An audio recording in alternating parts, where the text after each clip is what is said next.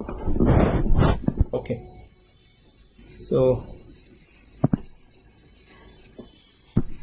we're discussing about greater tubercle. Greater tubercle, the first muscle, supraspinatus. So supraspinatus. What is the action? Abduction from 0 degrees to 15 degrees. Second, infraspinatus and teres minor.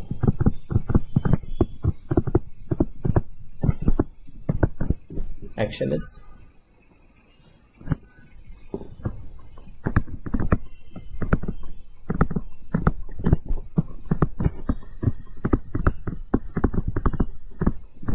lateral rotation of the shoulder joint.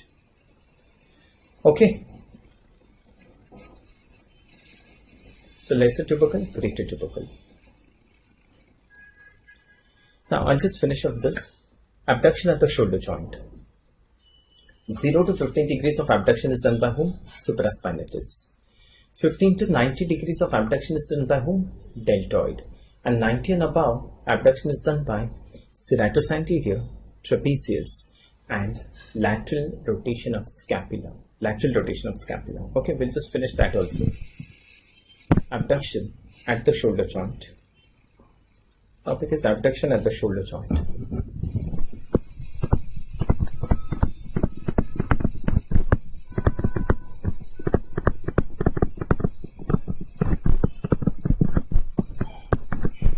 To 15 degrees.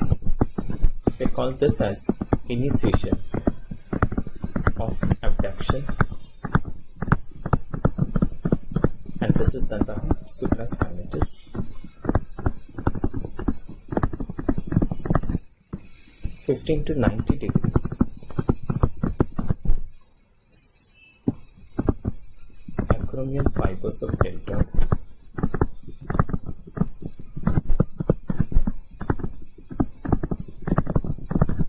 And 90 and above. We call this as overhead abduction,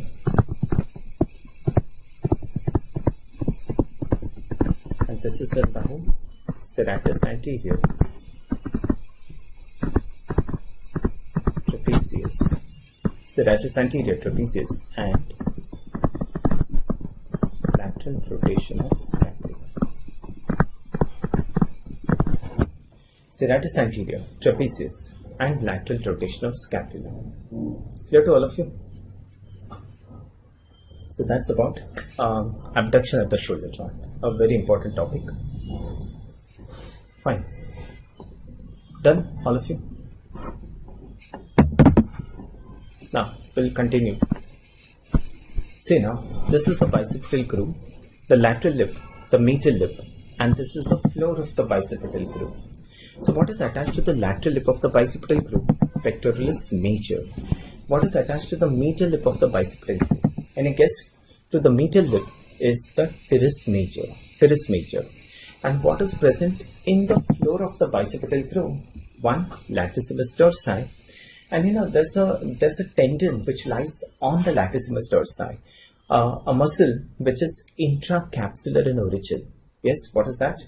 The long head of biceps brachii. Yes, the long head of biceps brachii is an intracapsular muscle, and as this long head comes outside the capsule of the shoulder joint, it also carries the synovial sheath of the shoulder joint with it. Synovial sheath.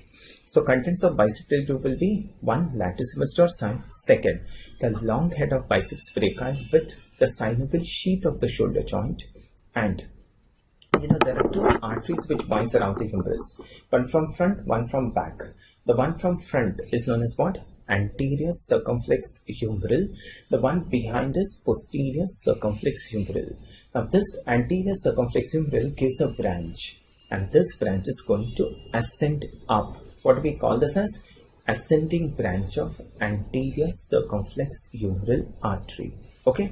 So contents of bicipital groove: one, latissimus dorsi; second, long head of biceps brachii; and third is the ascending branch of anterior circumflex humeral artery. Okay, we'll just finish this. Lateral lip of the bicipital groove.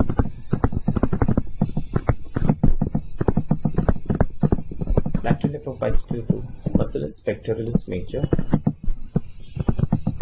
Medial lip.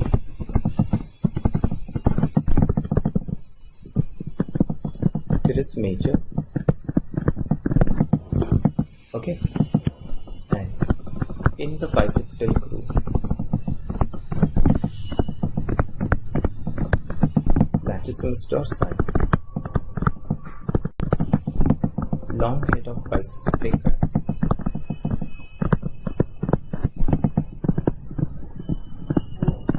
with synovial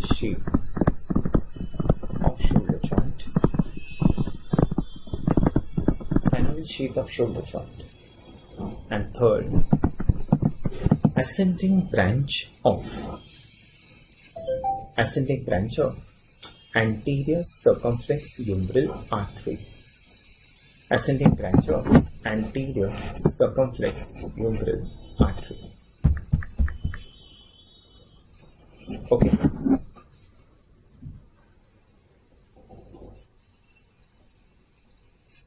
Clear to all of you? Ascending branch of anterior circumflex humeral artery. Okay, so that's it. Look at this MCQ. Muscle not inserted on the greater tubercle. What do you say? Answer is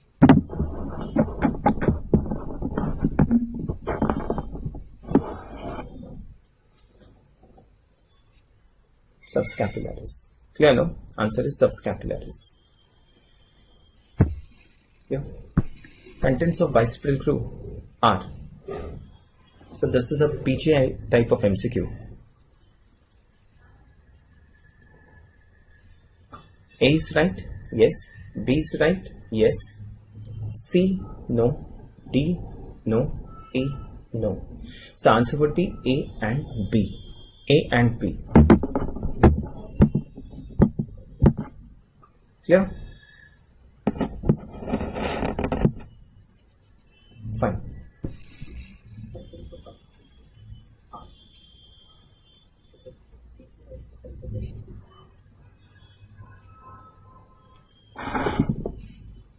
Okay, fine.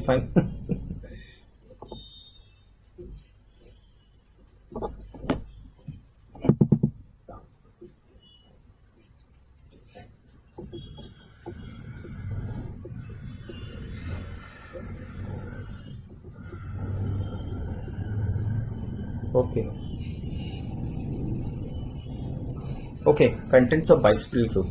Fine. I was not able to see this comments. Now I'll see. There are a lot of disturbance.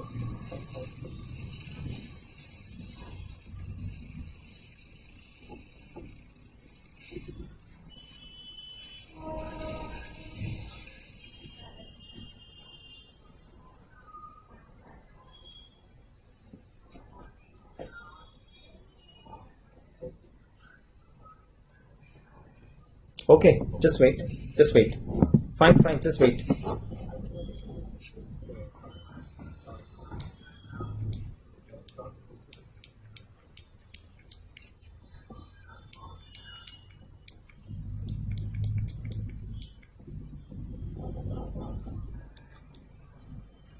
Pointer is not seen here. Just one moment. Tell me, pointer is seen or no? What I'm showing, pointer is seen or no?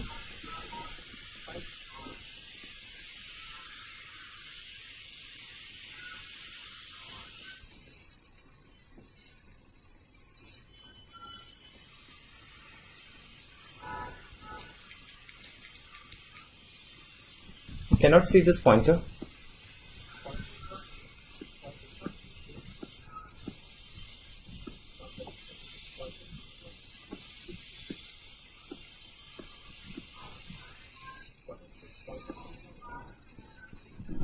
You can see the pointer now.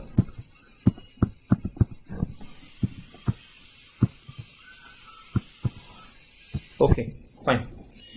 Okay, fine. I'll just repeat that things. I couldn't see the comments. I'll repeat the things. Okay, fine. Voice is clear? Is the voice clear now? Just wait, I'll go slow. Just wait. Is the voice clear?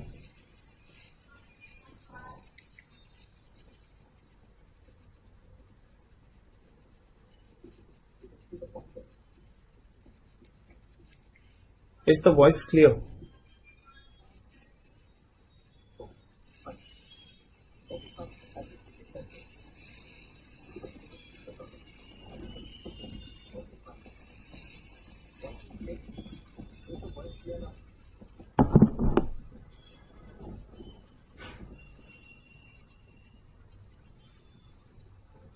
Okay, now fine. I got your queries. Now just wait. Don't type anything. Okay, listen now. I'll start. Okay, now listen. Now do not type anything. Okay, starting from here. There were a lot of connection issues. I can read your comments now. Okay, I'll go slow. Have a look. I'll start with this. Fine, now don't type. Just wait. Don't type.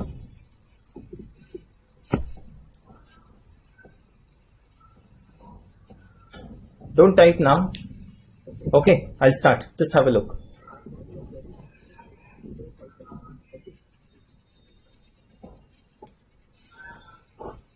Okay. What is this for the humerus? Okay, I'll start. Just have a look.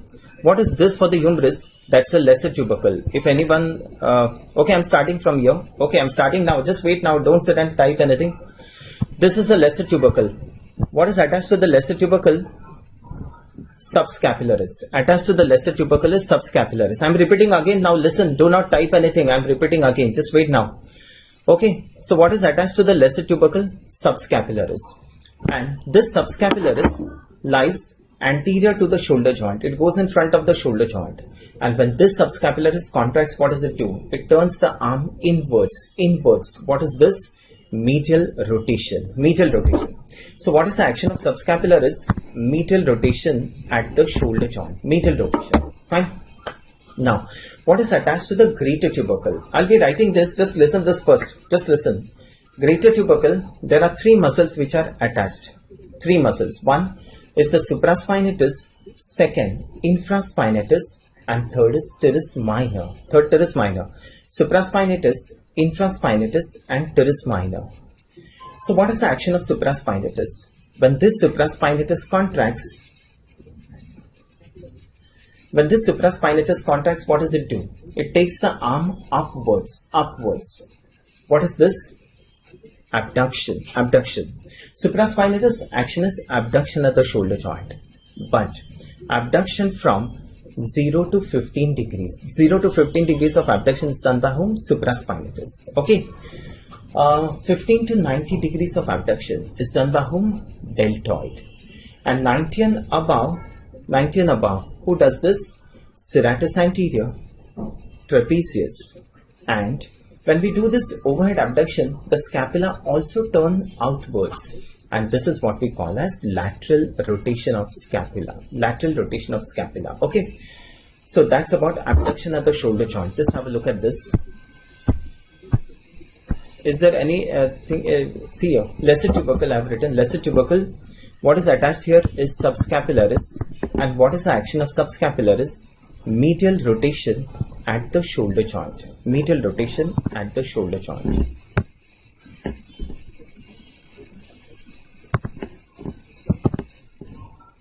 Okay. So that's lesser tubercle.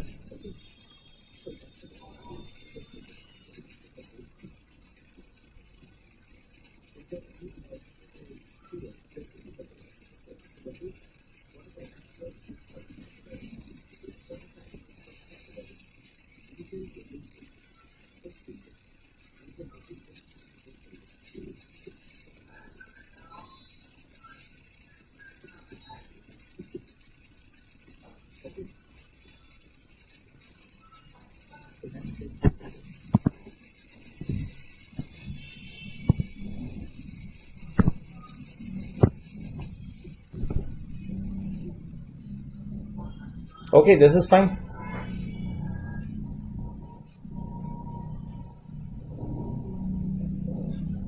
Okay, so lesser tubercle.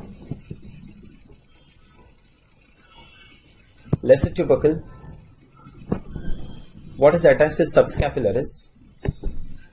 And what is the action of subscapularis? Medial rotation at the shoulder joint. Medial rotation at the shoulder joint.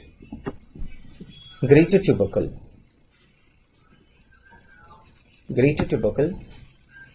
Okay, I'll be slow. Fine. Greater tubercle. The first muscle, supraspinatus.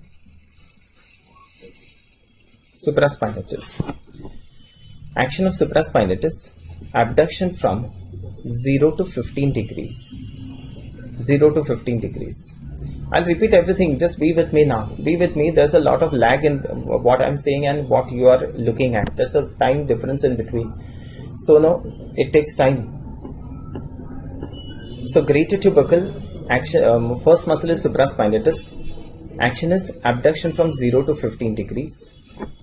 Second is infraspinatus. And third is teres minor. Action is lateral rotation at the shoulder joint. Fine. Okay. Now, see this. Abduction at the shoulder joint.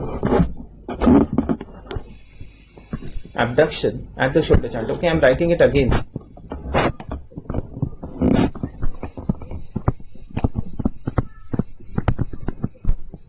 Abduction at the shoulder joint. Start. 0 to 15 degrees. 0 to 15 degrees is supraspinal. This is also known as 0 to 15 degrees of abduction is also known as initiation of abduction.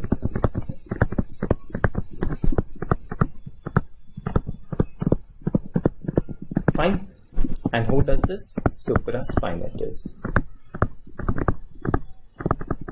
Okay, I'm going slow now. 15 to 90 degrees of abduction. This is done by whom? Deltoid. Okay.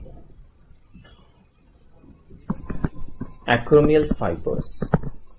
I'll explain this. Acromial fibers. And 90 and above, we call this as overhead abduction. Okay, I'll be repeating this again. Overhead abduction, and this is done by serratus anterior.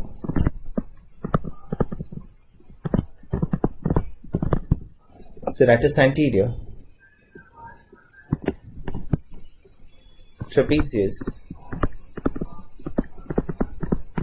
Serratus anterior, trapezius, and lateral rotation of scapula. Serratus anterior, trapezius, and lateral rotation of scapula. It will take some time to stabilize. Just be with me. You'll understand everything. Okay, whatever anyone has missed, no, I'll be repeating that again. Okay, it takes time to get settled in this, because what I'm talking and what you're listening, there's a time gap in between. Okay. Clear to all of you? Abduction at the shoulder joint. 0 to 15, supraspinatus. 15 to 90, acromial fibers of deltoid. 90 and above is serratus anterior, trapezius, and lateral rotation of scapula. Clear? Okay, fine.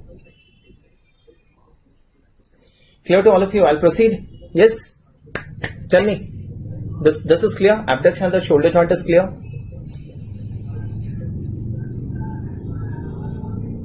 Abduction at the shoulder joint is clear?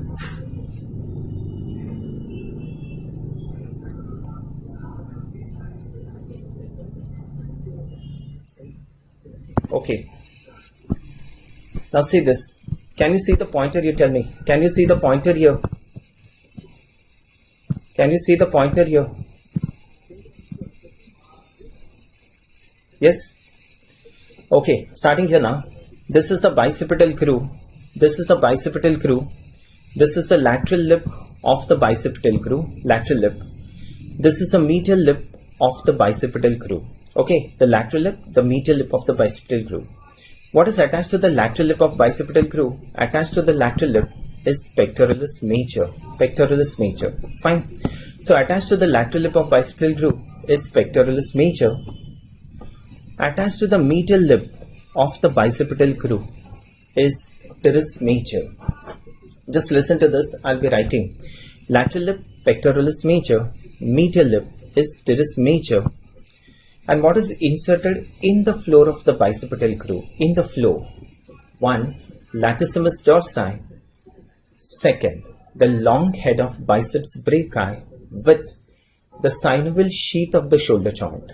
Long head of biceps brachii with the synovial sheath. You know, this long head of biceps brachii is an intracapsular muscle. Intracapsular. And as this long head comes outside the capsule of the shoulder joint, it also carries the synovial sheath of the shoulder joint with it. So contents of bicipital groove would be 1. Latissimus dorsi. 2nd. The long head of biceps brachii with the synovial sheath of shoulder joint. And 3rd. Tell me, there are 2 arteries which winds around the humerus. There are 2 arteries which winds around the humerus. One goes from front and one goes from behind. The one which goes from front is the anterior circumflex humeral, and the one which goes from behind is the posterior circumflex humeral. The anterior circumflex humeral gives a branch, and this branch is going to ascend up. What we call this branch is ascending branch of anterior circumflex humeral. Ascending branch of anterior circumflex humeral artery. So understand this. Contents of bicipital groove. 1. Latissimus dorsi. 2nd. Long head of biceps brachii with the synovial sheath of the shoulder joint. And 3rd is ascending branch of anterior circumflex humeral artery. Is this clear to all of you? So we'll just write this down. Understand this. Lateral lip.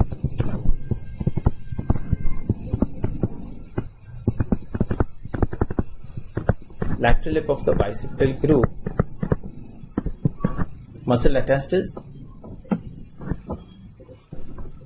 Listen, don't sit and type now. Just listen to what I'm talking. Understand?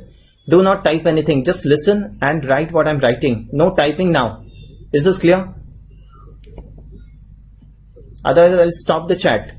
I hope now I'm going slow. You will understand. I'm writing things for you. Write it down. Okay? Lateral lip of bicipital groove is pectoralis major.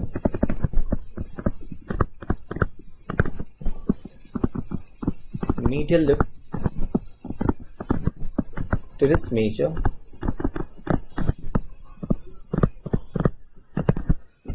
And in the bicipital groove,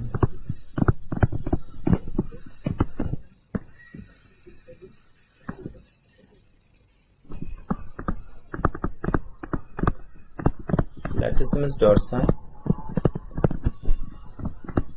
long head of biceps brachii, long head of biceps brachii with synovial sheath of the shoulder joint.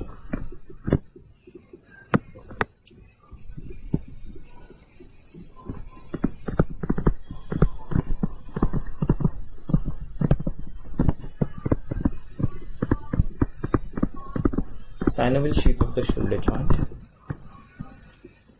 And 3rd, this is 1, this is 2, and 3rd is ascending branch of ascending. This is ascending.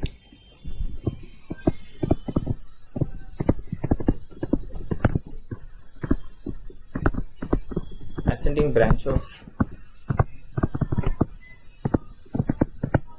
anterior circumflex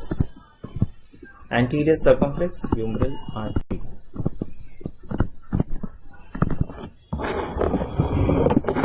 And ascending branch of anterior circumflex humeral artery.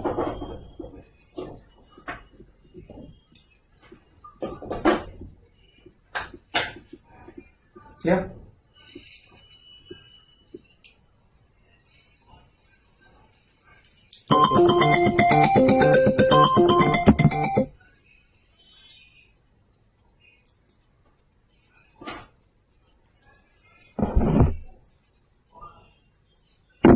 Okay, clear?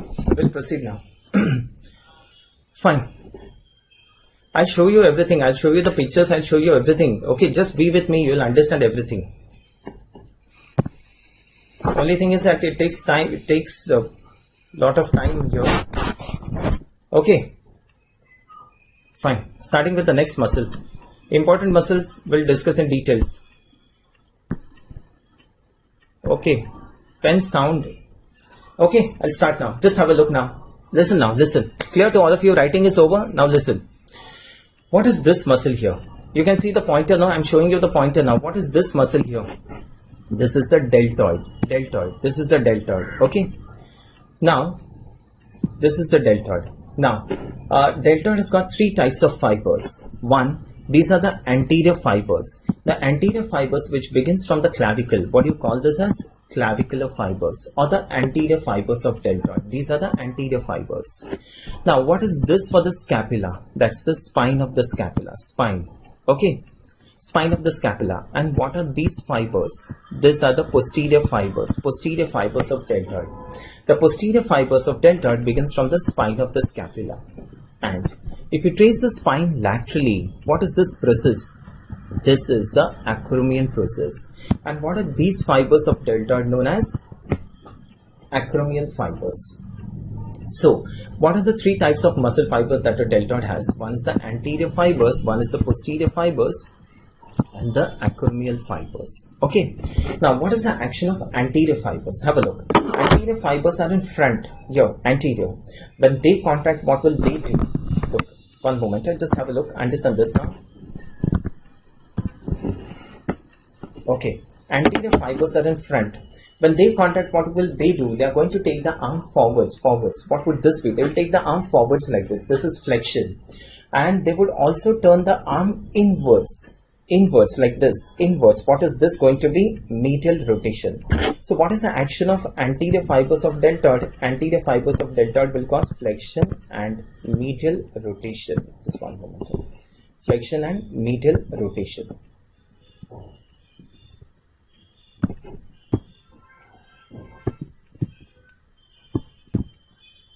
Flexion and medial rotation. Fine. Okay. Posterior fibers of deltoid. What is the action of posterior fibers? Posterior fibers, they are behind. When they contract, they take the arm backwards. What is this going to be? Extension. Extension. And they also turn the arm outwards. What is this going to be? Lateral rotation. So what is the action of posterior fibers? Extension and lateral rotation. And acromial fibers, when they contact, what do? They take the arm outwards. What is this again? Abduction. Abduction from 15 to 90 degrees is done by whom? Deltoid. So anterior fibers, they do flexion and medial rotation. Posterior fibers, they do extension and lateral rotation. And acromial fibers, they do abduction from 15 to 90 degrees. Okay. What is the nerve supply? Just listen to this first, then I'll write. Nerve supply of deltoid is the axillary nerve. Axillary nerve. Like axillary nerve supplies two muscles. One, deltoid, and the second one is teres minor. Deltoid and teres minor, and it gives a cutaneous branch. Cutaneous branch.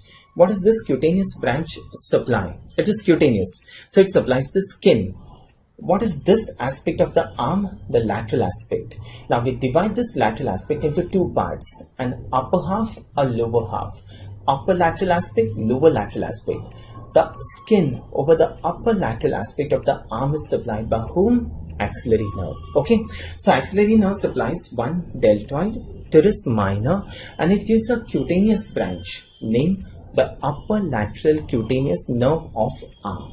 And if there's an injury to this nerve, there's a loss of sensations of the skin on the upper lateral aspect of the arm, and this is what we call as regiment badge sign. Regiment badge. You know, the army people, they put a badge here, regiment badge. So there's a loss of sensation here, and this is what we call as a regiment badge sign. Clear to all of you? So this is everything about deltoid that could be asked. Second, this shape of shoulder, is known as what? Contour. Contour of the shoulder. And this shape of shoulder is because of what? Deltoid. If this shape is lost, what we get is a flat shoulder. Okay. So flat shoulder is seen in paralysis of which muscle? Deltoid. The nerve involved is axillary nerve. Okay, so that's everything about deltoid. Clear? Okay, fine. So we'll continue. Just have a look. Start now. Starting with deltoid.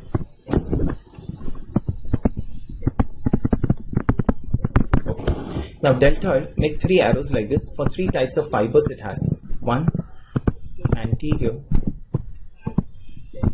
acromial and posterior.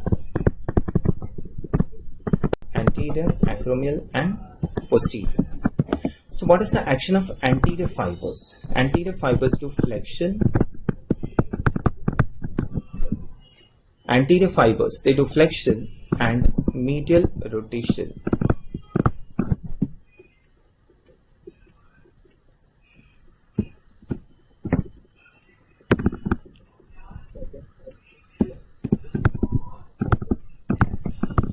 Flexion and medial rotation. Posterior fibers do extension and lateral rotation.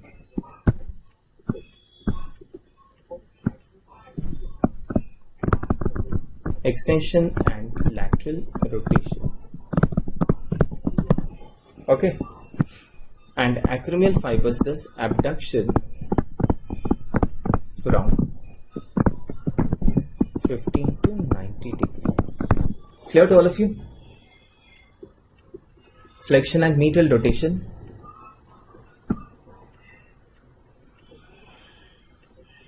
Posterior fibers does extension and lateral rotation. And acromial fibers does abduction from 15 to 90 degrees. Okay, clear to all of you? Right. Next sentence you can write. The axillary nerve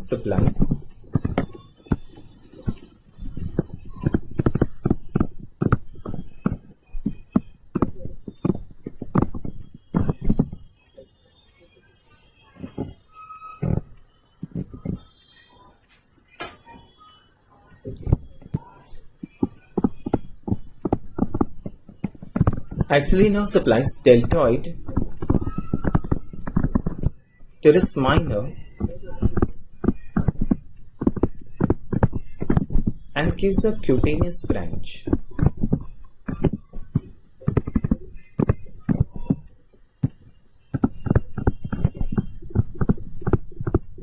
Gives a cutaneous branch named upper lateral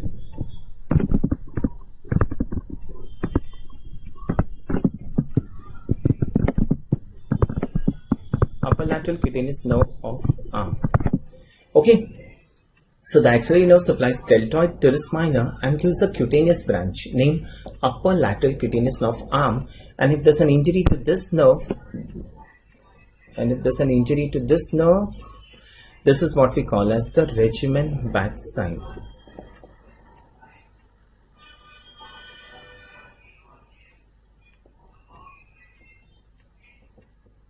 Okay. Incision of deltoid is on the deltoid tuberosity of humerus. Deltoid tuberosity of the humerus.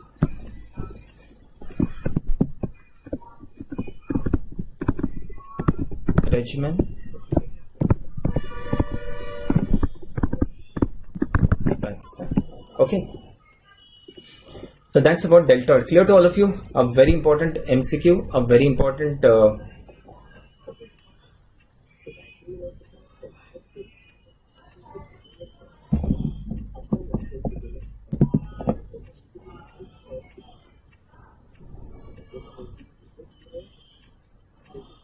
axillary nerve.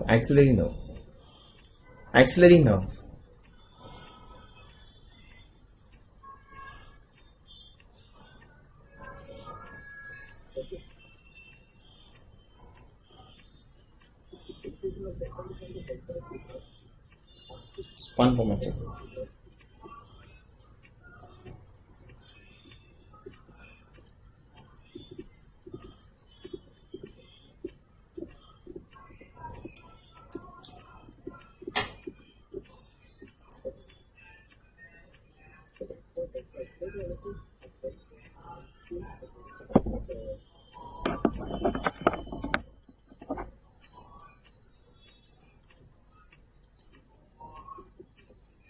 Okay, fine. It will be clear now, the boys.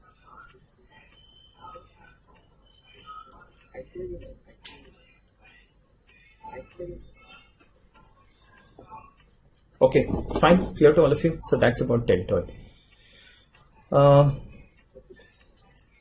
Upper lateral cutaneous nerve arm. This is upper lateral cutaneous nerve of arm.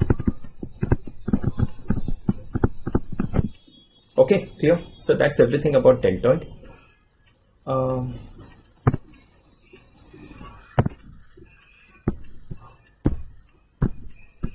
See this. Regimen bat sign. Regimen bat sign.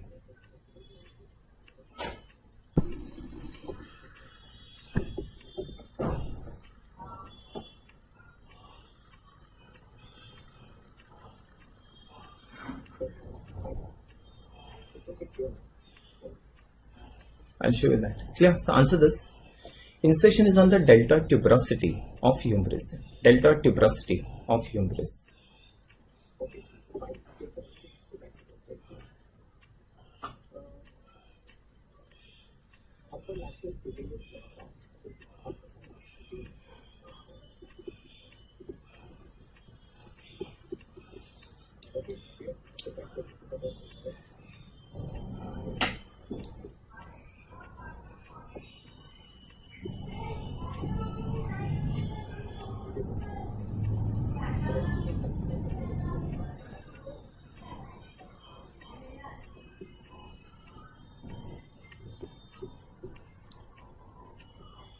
Okay.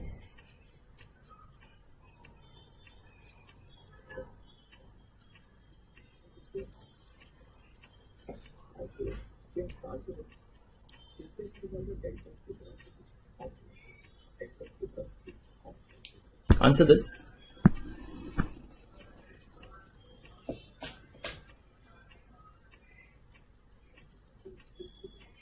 Answer for this is flexion and medial rotation. Answer this. All the following can be seen.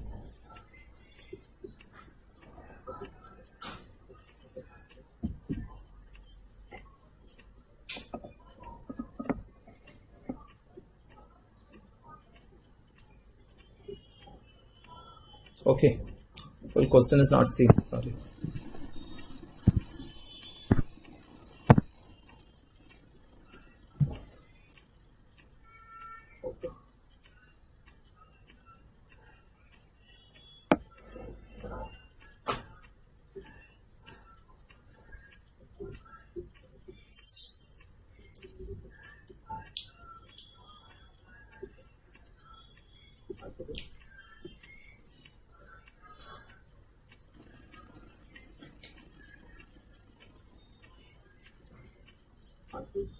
Okay now.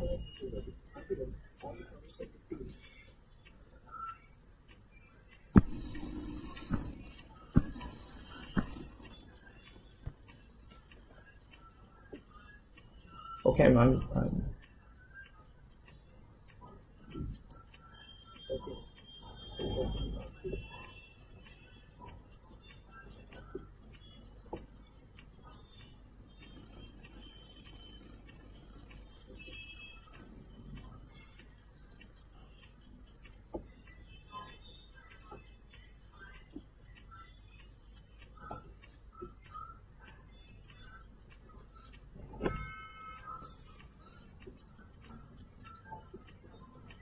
okay.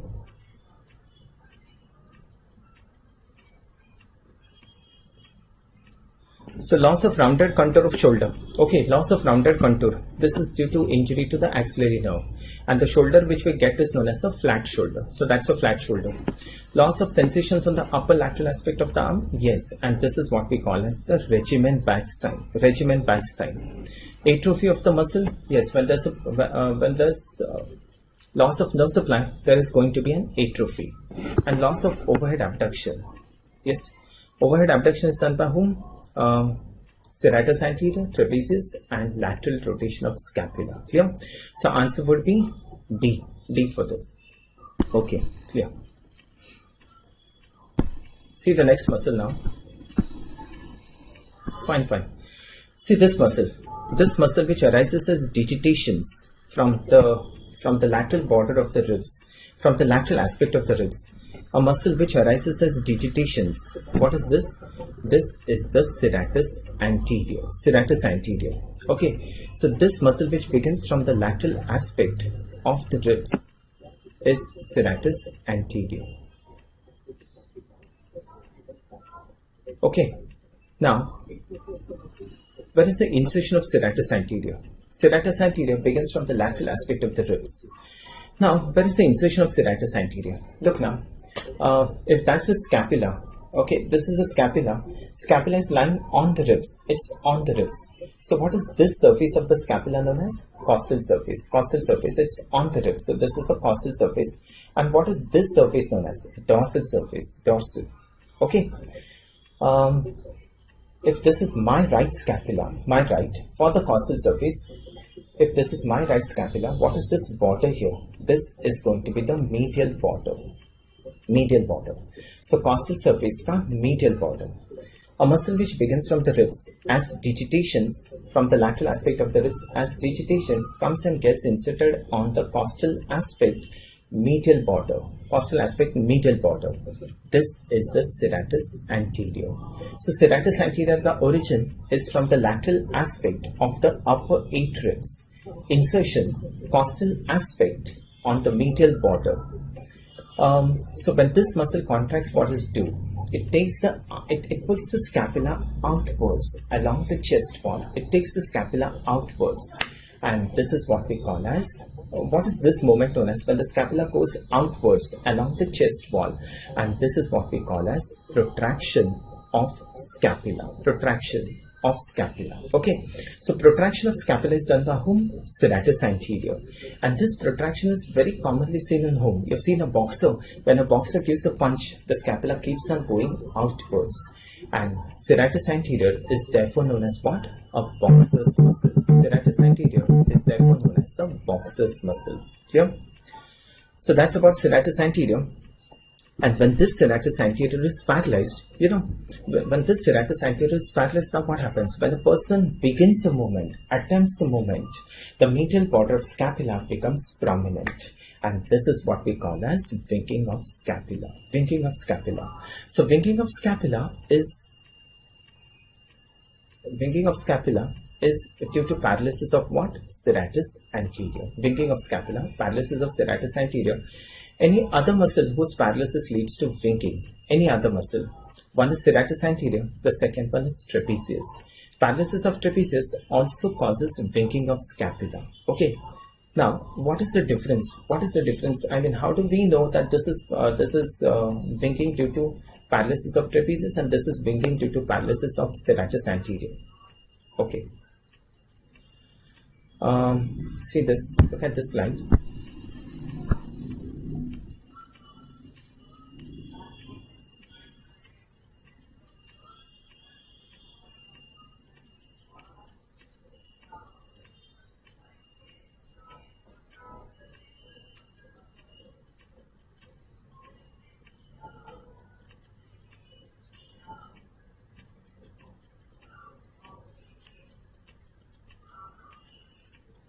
Okay.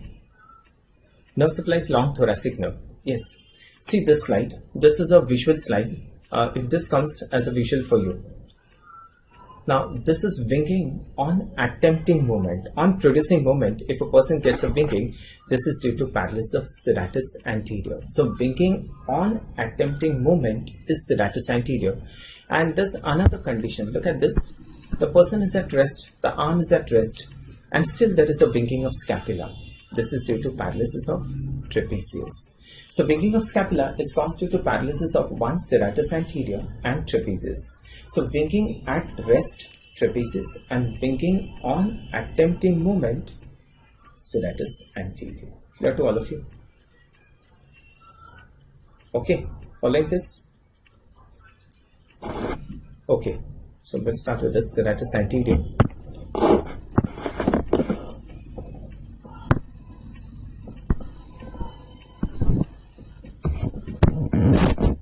Okay, I'm repeating it. You'll understand as we are writing.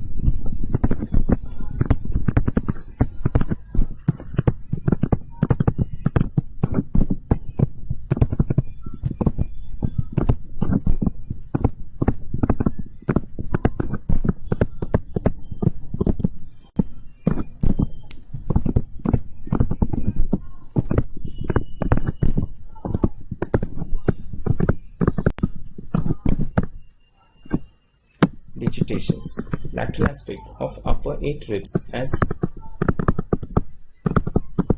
digitations.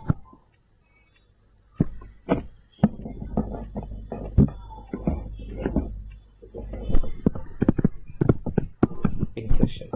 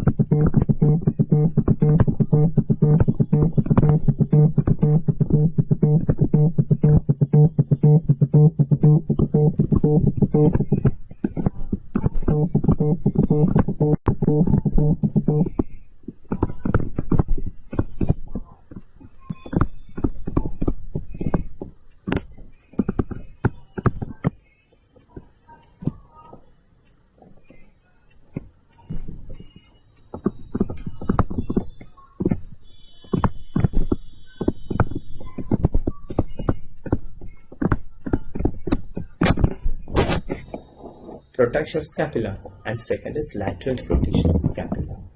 And when is this lateral rotation of scapula seen? During overhead abduction. Overhead abduction.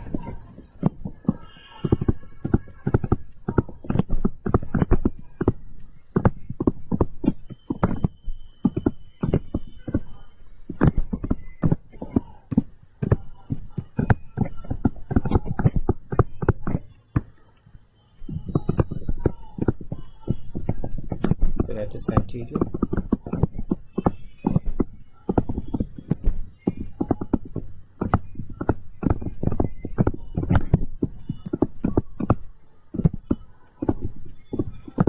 Abducting movement.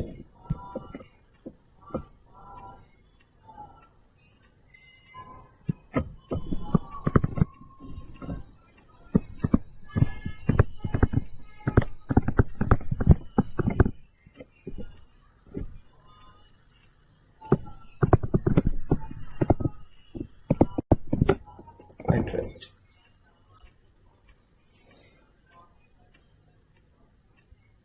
Okay, just one.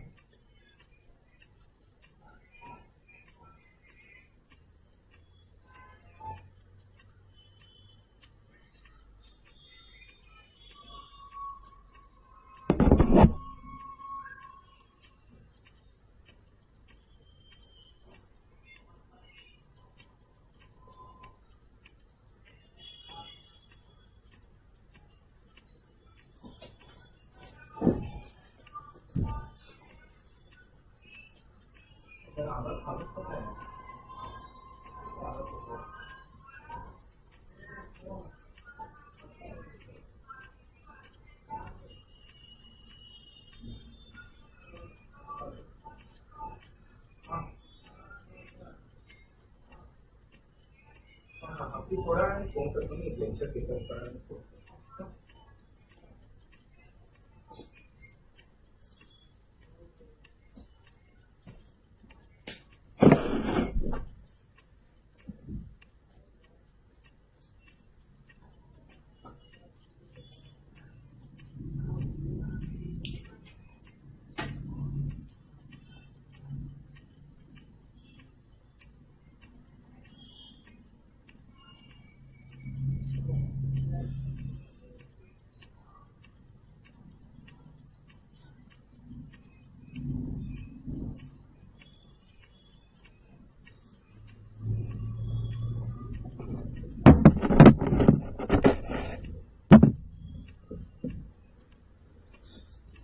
Okay.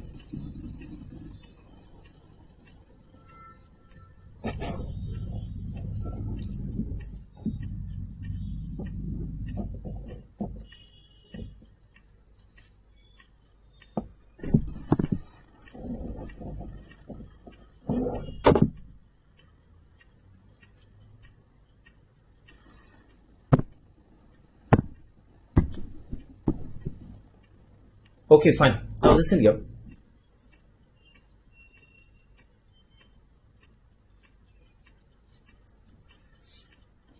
Now, listen.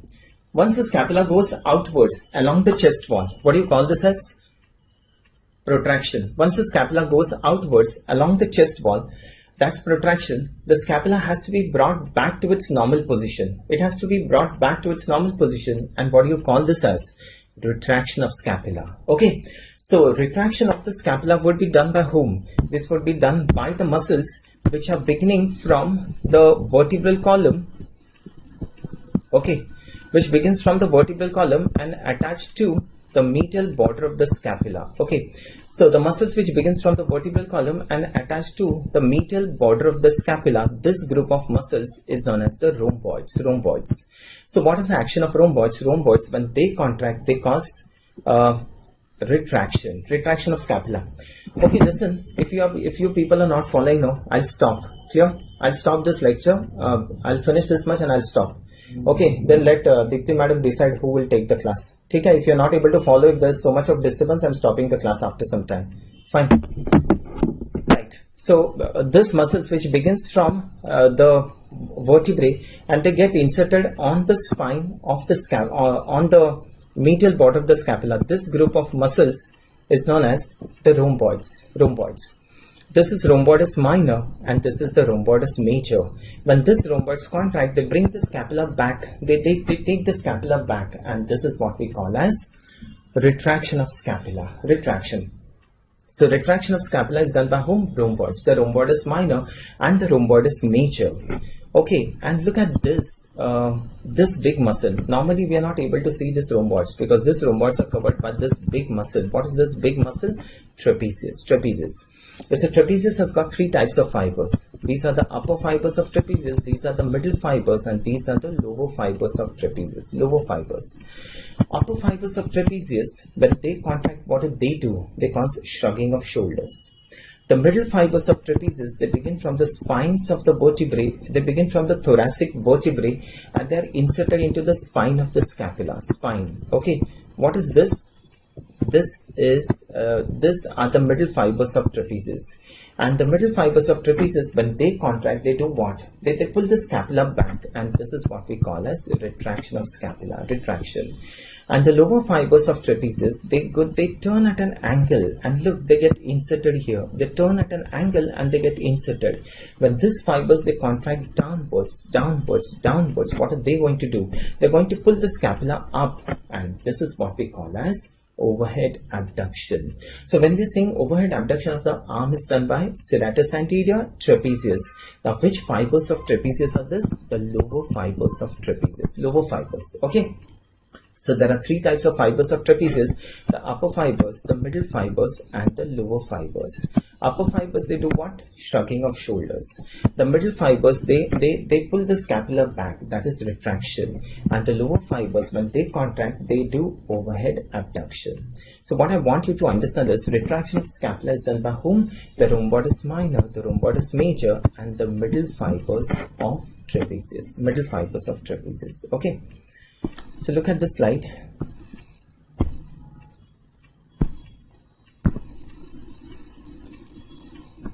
All the following muscles retract the scapula except, okay, all the following muscles retract the scapula except trapezius, rhomboids minor, rhomboids major. Yes, the answer would be levator scapulae.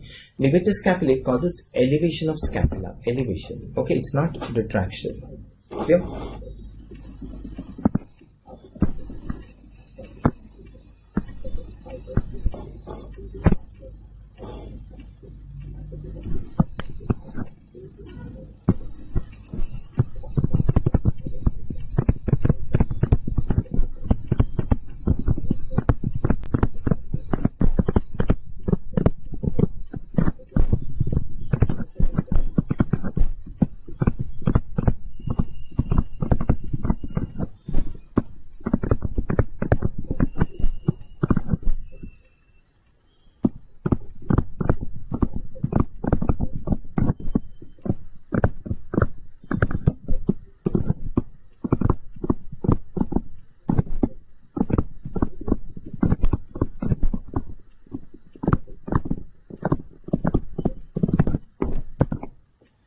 rhomboidus minor, rhomboidus major, and middle fibers of trapezius. Okay, just add that.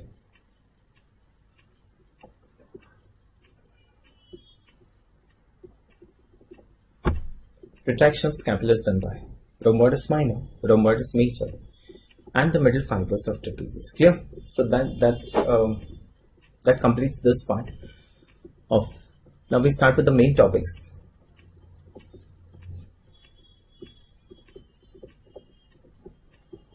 I'll just put a slide for you. Understand this.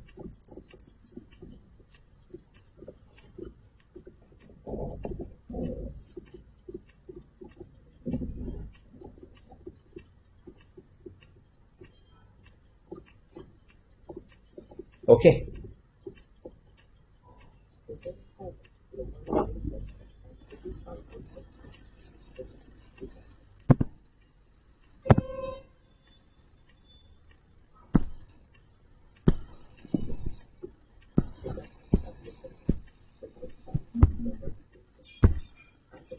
Okay, answer this MCQ.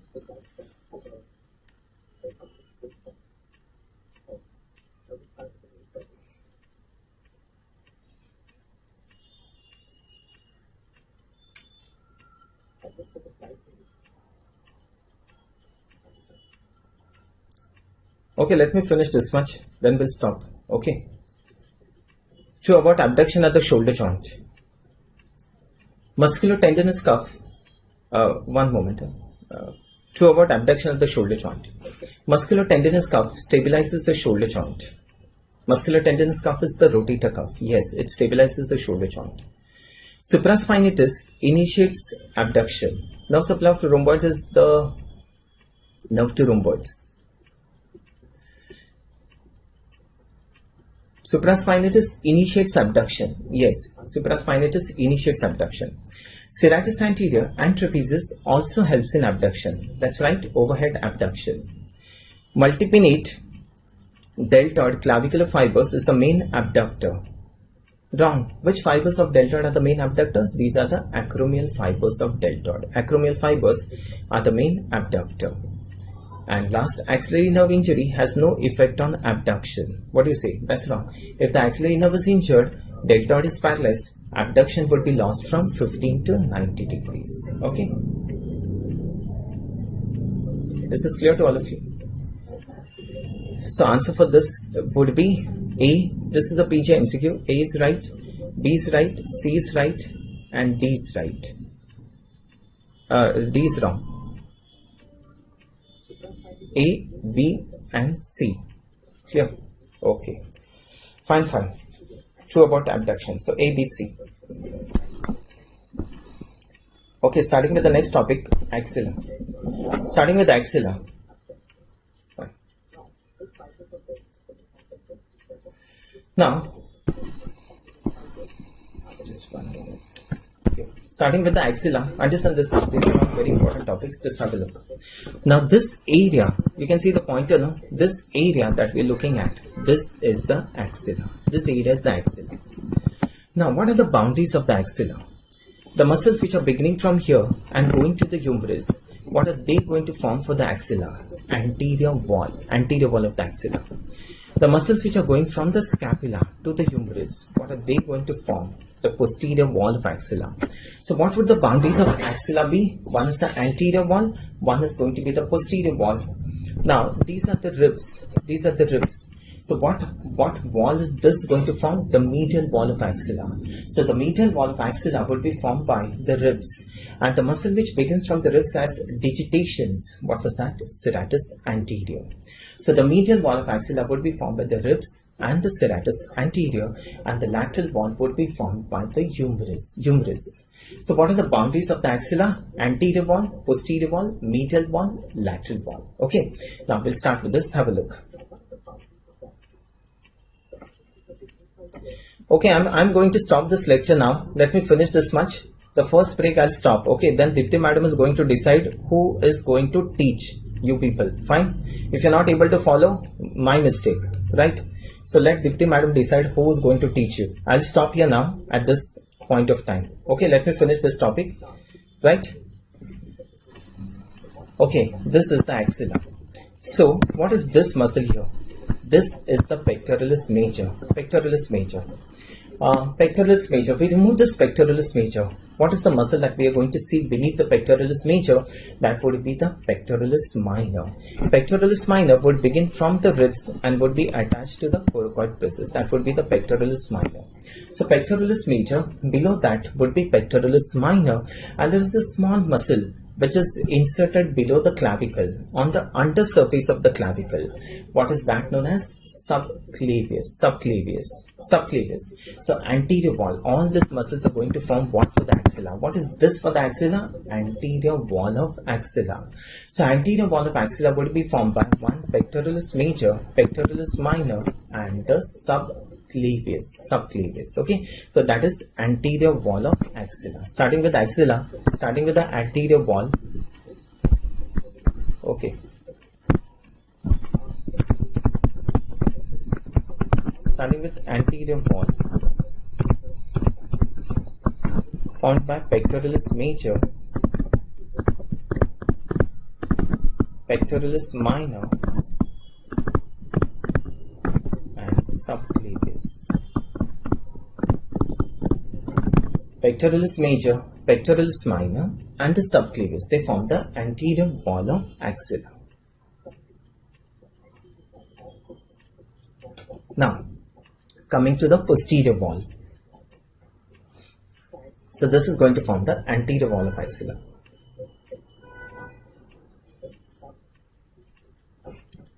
Pectoralis major, pectoralis minor, and the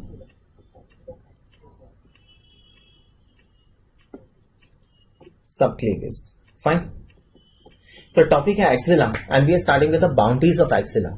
So I've told you the anterior wall of axilla. Anterior wall is formed by pectoralis major, pectoralis minor, and the subclavius. Okay. Now coming to this posterior wall of axilla. See the slide and understand this now.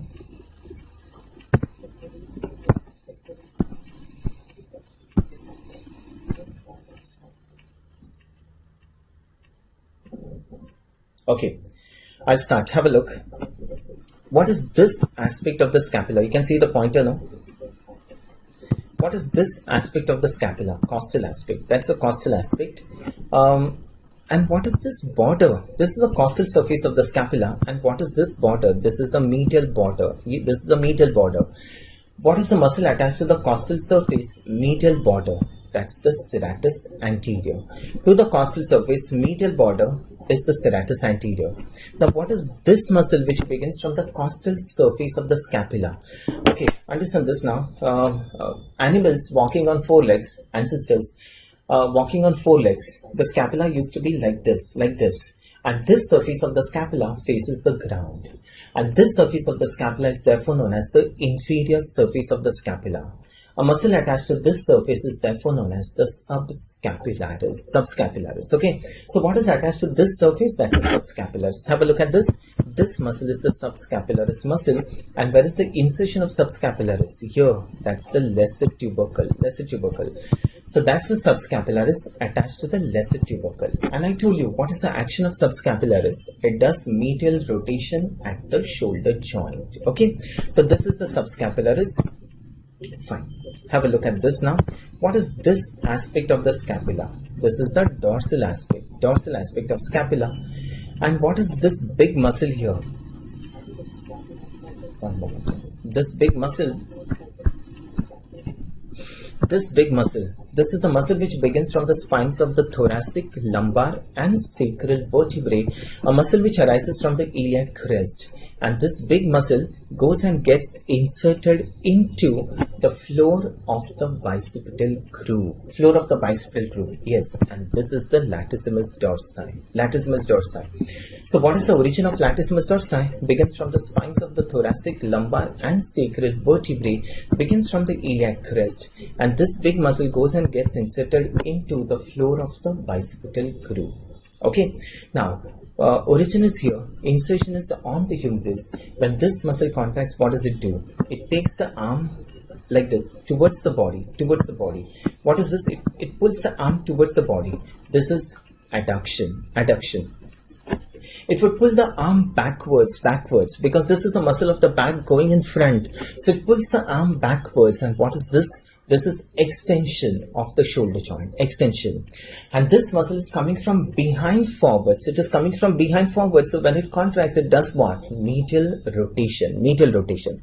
So what is the action of latissimus dorsi? Action of latissimus dorsi would be adduction, extension, and medial rotation. Okay, adduction, extension, and medial rotation at the shoulder joint. So that's the latissimus dorsi. And you've seen a person climbing a tree, or a person who's doing pull-ups, holding the bar and pushing the body up. Which is the muscle which pushes the body up? That's the latissimus dorsi. Okay.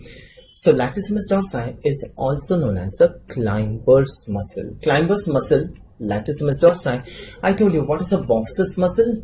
Serratus anterior. Boxer's muscle, serratus anterior. Climber's muscle, latissimus dorsi. Fine. So this is the latissimus dorsi. Okay, that's the dorsal aspect of the scapula. What is this border? This is the lateral border. From at this lateral border, there are two muscles which are attached here. Here is the rhomboides minor. This is the teres minor, and this would be the teres major. On the opposite side, here was rhomboides minor, and this was rhomboides major here. Okay. Fine. So what is attached to the lateral border? Teres minor and teres major.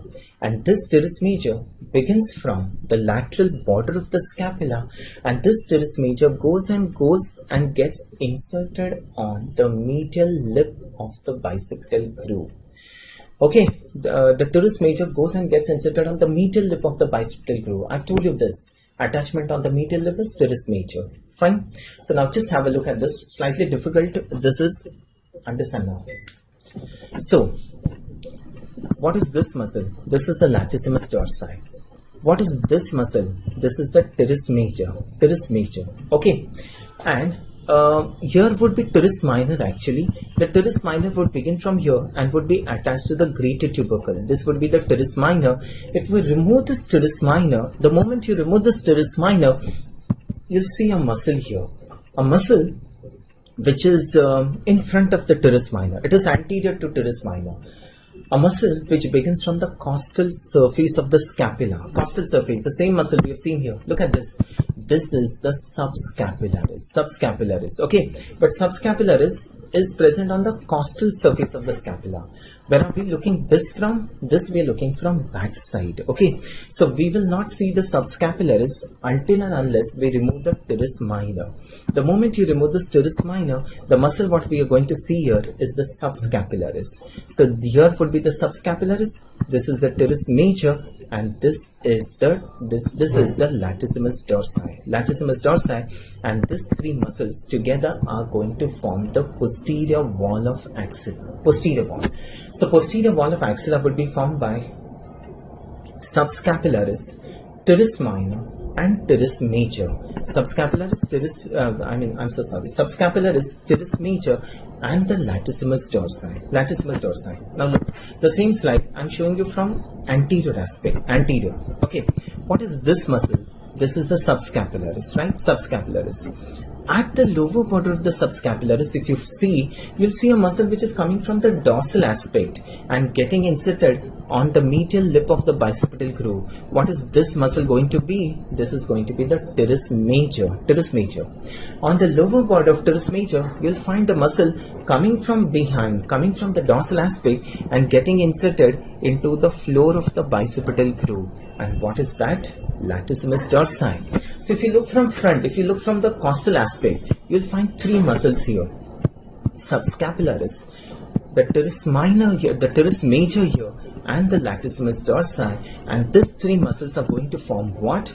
The posterior wall of axilla. Clear? So the posterior wall of axilla will be formed by subscapularis, the teres major, and the latissimus dorsi. Okay, subscapularis, teres major, latissimus dorsi. Whereas the teres minor in this case, we have to remove the subscapularis, and the moment we remove the subscapularis, behind it is going to be what? Teres minor. Following this? So I just want you to understand is the posterior wall of axilla would be formed by one subscapularis, second teres major, and third will be latissimus dorsi. Slightly difficult this is, it takes time to understand. Just be with me, you'll follow. Okay, continue with this. So this is the anterior wall of axilla. Coming to the posterior wall. I'll repeat this again, just understand this first. No pointer, I'll repeat that again. Posterior wall is formed by subscapularis,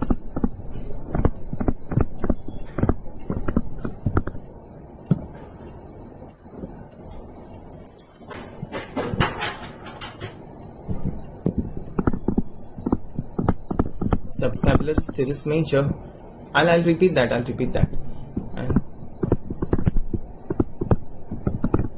latissimus dorsi. Subscapularis teres major and latissimus dorsi. I'll repeat that. Okay, fine. I'll repeat that. What is the action of latissimus dorsi? Adduction.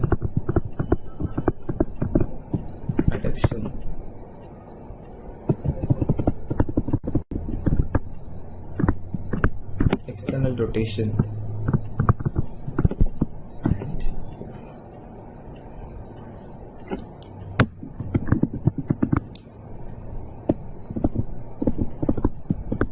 Adduction, medial rotation and extension.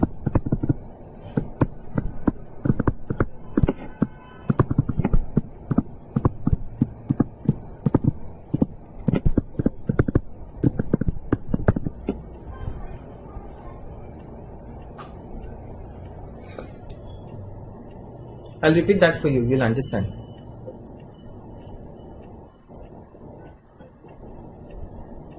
See, you understand one thing.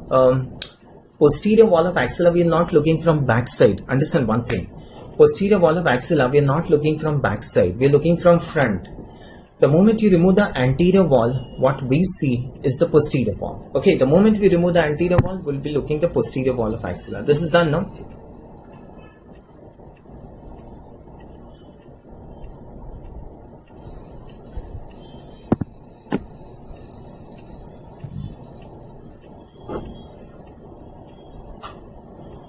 Yes, it is covered by subscapularis.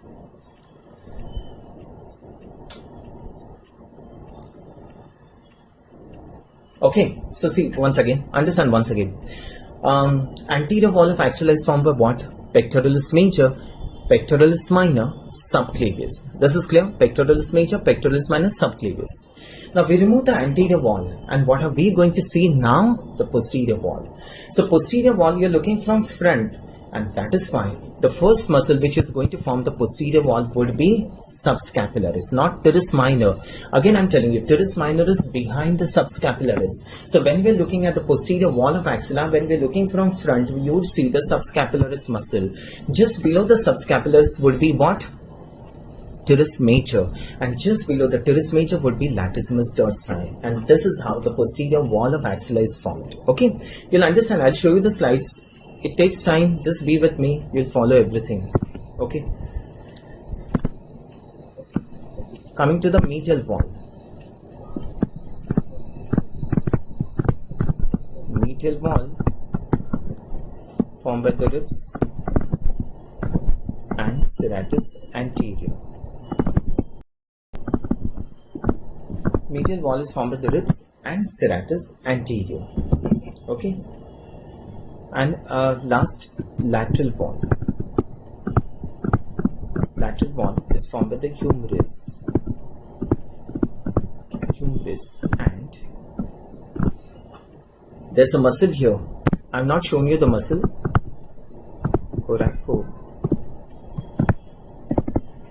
Coracobrachialis.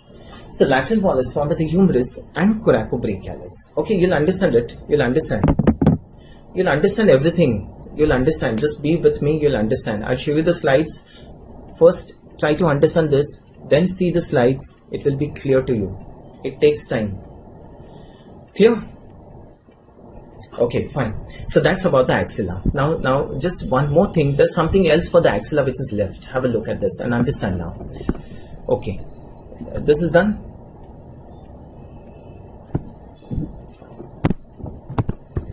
Now, this is the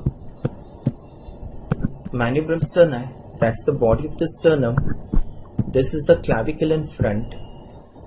This is the scapula behind. That's the humerus. And this is the rib. This is the first rib. And these are the cervical vertebrae. Okay, understand this, a very important thing what I'm telling you now. Okay, fine. Okay, listen. Now, what is this now? This is the axilla. This area is the axilla.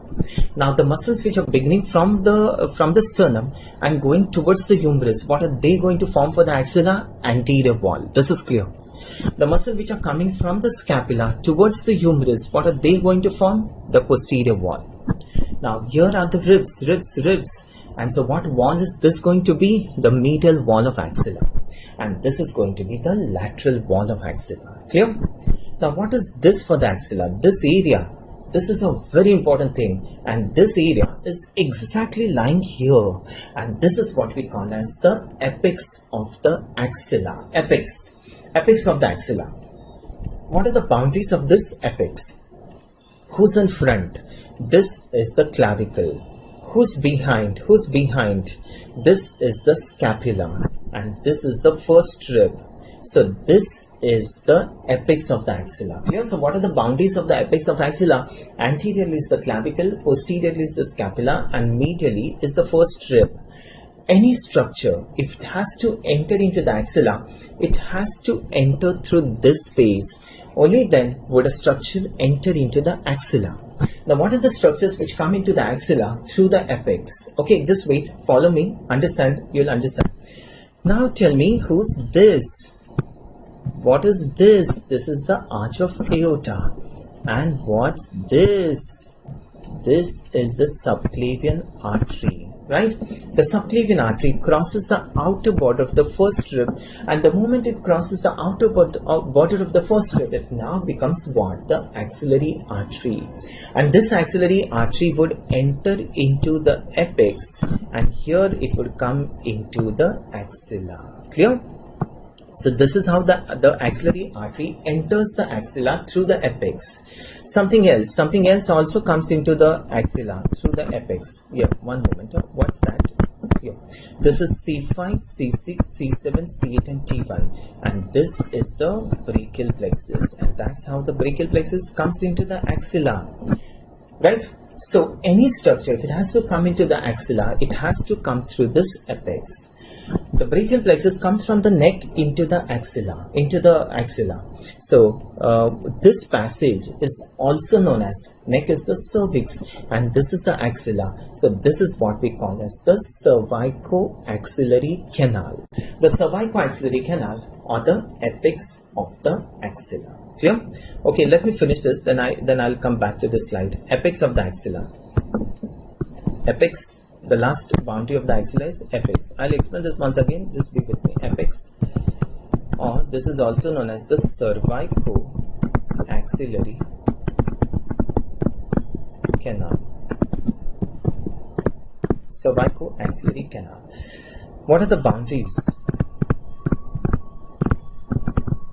Boundaries: anteriorly, clavicle; posteriorly, the superior border of scapula,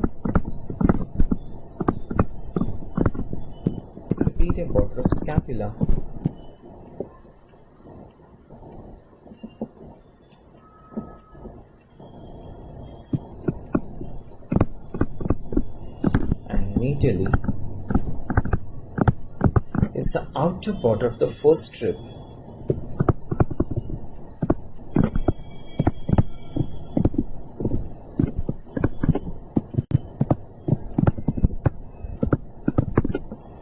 Okay.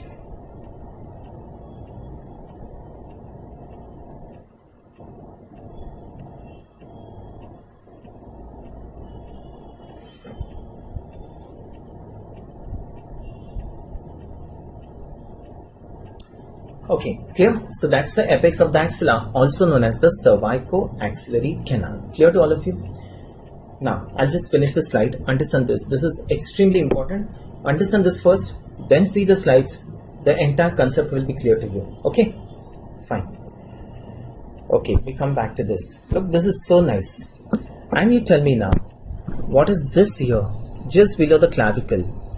This is the coracoid process of scapula. Coracoid process of scapula. And there's a muscle. Okay, there's a muscle which begins from the ribs, the second, third, fourth and fifth ribs, third, fourth and fifth ribs, and this muscle is inserted on the coracoid process of scapula, a muscle which lies deep to the pectoralis major. What muscle is this? This is the pectoralis minor, a muscle which begins from the ribs and gets inserted on the coracoid process of scapula, and this is the pectoralis minor. And you tell me, this is the medial lip of the bicipital groove, and that's the lateral lip. And what is attached to the medial lip of the bicipital groove? Yes, what's this muscle which I've drawn? This is the teres major. Teres major. The muscle attached to the medial lip. Teres major. Fine. Okay. So just concentrate. You're clear with the axilla, with the boundaries of axilla, the anterior wall, posterior wall, medial wall, lateral wall. You're clear with the apex, also known as the cervico-axillary canal. You're clear with what structures enters the apex to come into the axilla. This is the axillary artery and the brachial plexus. They come into the apex, they enter the apex, and they come into the axilla. Now, this is the pectoralis minor. The medial wall is formed by the ribs and serratus anterior. Ribs and serratus anterior. Okay, I'll label the diagram, just wait. So this is pectoralis minor.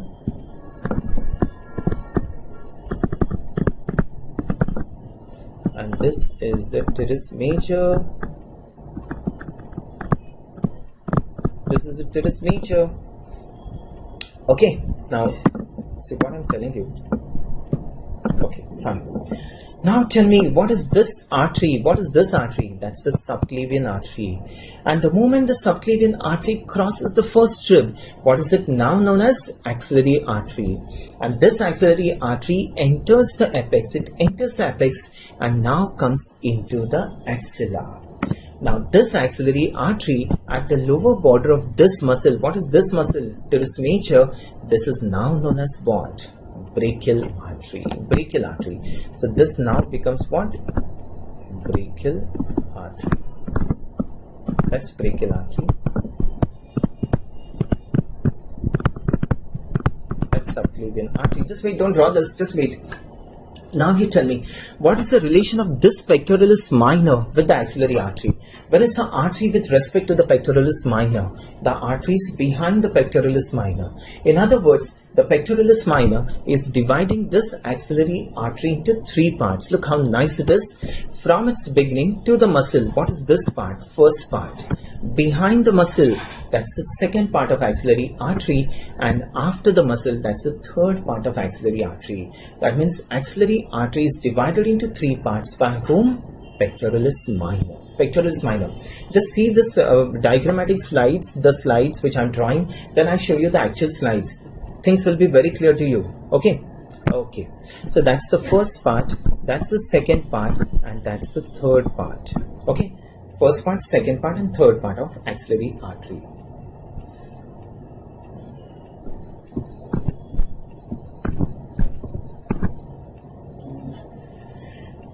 Okay, clear to all of you?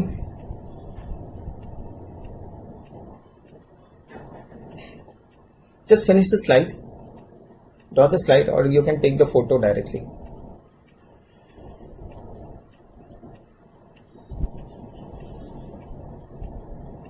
Okay, very good. Fine, clear to all of you? Pectoralis minor, this is the coracoid process. What I've drawn, this is the coracoid process.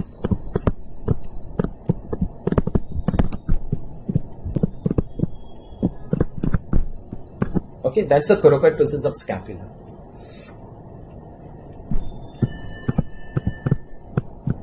Okay, fine to all of you? Is this clear? Yes. Very good, very good. Okay, so that's about the axillary artery. Now you tell me, this axillary artery is divided into three parts by whom? pectoralis minor. Pectoralis minor. Any other artery which is divided into three parts by any other muscle. Okay, there are arteries, another different arteries which are divided into three parts. One is the subclavian artery. Just listen to this. One is the subclavian artery which is divided into three parts by whom? Yes, the scalenus anterior. I'll show you the slide later. The scalenus anterior divides the subclavian artery into three parts. Like the axillary artery is divided into three parts by pectoralis minor. Now, what is this fossa? This is the temporal fossa. What is this for the mandible? This is the ramus of the mandible. We remove this ramus and we go deep to the ramus. And what is that? What is that deep to the ramus of the mandible? That is the infratemporal fossa. That's the temporal fossa. We remove the ramus. That's the infratemporal fossa. And in this infratemporal fossa, there are two muscles of mastication. Guess. In this infratemporal fossa, there are two muscles of mastication. What are these two muscles? By the name of pterygoids. Yes, one is the medial pterygoid and one is the lateral pterygoid. So two muscles of mastication, the medial and the lateral pterygoid. Okay, and there's an artery of the infratemporal fossa. All this will be studying in the head and neck. Okay, I'm just giving you a reference. There's an artery which enters the infratemporal fossa. An artery which is a terminal branch of external carotid artery. Any guess? An artery which is a terminal branch of external carotid artery. Yes, very good. That's the maxillary artery. Yes. And this maxillary artery enters the infratemporal fossa, and this maxillary artery is divided into similar three parts by a muscle, lateral pterygoid. Lateral pterygoid. Okay. So I just want you to understand this. Maxillary artery is divided into three parts by lateral pterygoid. Okay, so all this will be studying in the respective topics. I'm just giving you an idea, so later it will be easy for you to understand. Fine, I'll just write this down. Axillary artery divided into three parts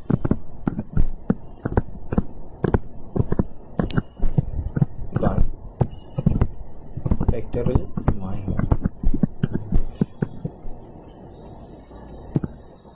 Subclavian artery. Same, dividing into three parts is same by scalenus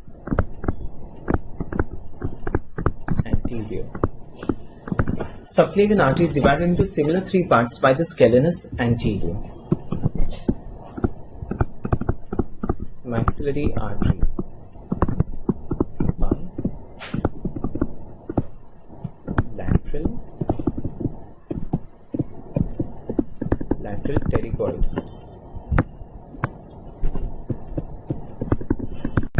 Lateral pterygoid muscle. And the last artery, which is the artery of the oral region, lingual artery, also divided into three parts by hyoglossus. Hyoglossus, muscle का नाम is hyoglossus. Okay, so axillary artery, pectoralis minor, subclavian artery, scalenus anterior, maxillary artery, lateral pterygoid, and lingual artery is by the hyoglossus muscle. Okay, just keep this in mind. So when we are discussing the infratemporal fossa, when I show you the maxillary artery, you should be able to tell me immediately that it is divided into three parts by lateral pterygoid. Okay. Okay, that's good.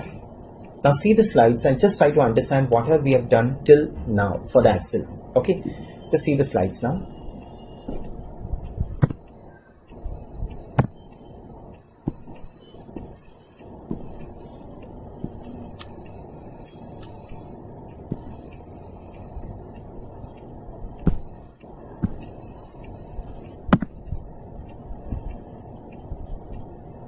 See the slide. And this you should be able to understand now, the entire axilla which I have told you. Okay, see the slide. One single slide will tell you everything that we have done till now. Start. Now start. Okay, identify this muscle. Can you see the pointer, please? Can you see the pointer? Here, have a look at this.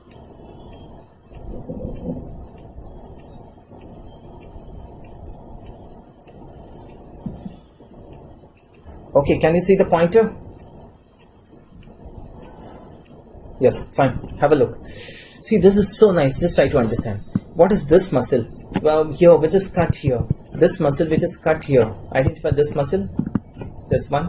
This is the pectoralis minor. Subclavian artery is divided by scalenus anterior. Scalenus anterior. Scalenus anterior. Okay, pointer is seen now to all of you. Subclavian artery is scalenus anterior.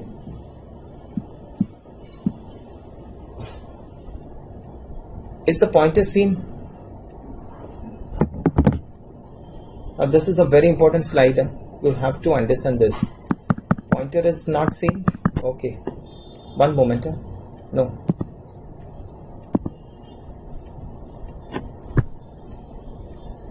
Okay, fine.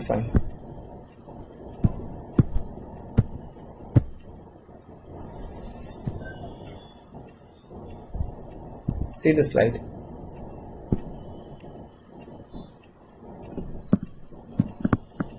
Now you can see. Okay, fine. Now you can see. Just wait.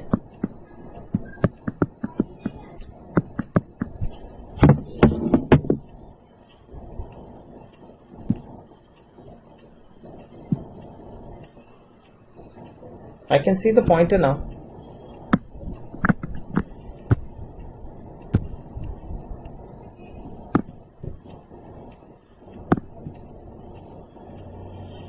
Okay, fine. Have a look at this now.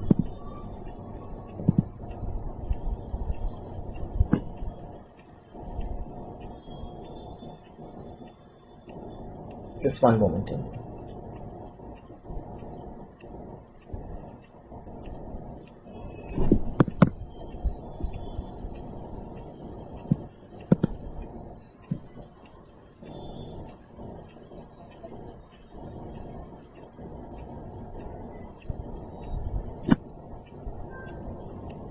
Okay, fine. Just one moment. Now tell me, what is this muscle? Here, what is this muscle which is cut here? This one. Okay, I magnified it. Fine. It's okay. What is this muscle which is cut here? Going from here to here. Look, this is so nice. Yes, this is the pectoralis major. Pectoralis major.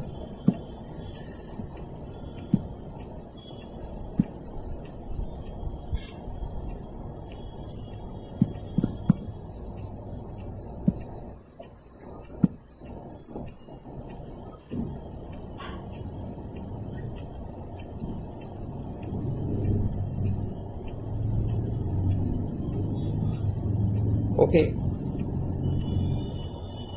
Now I'm seeing if the I'm not able to see the pointer once again.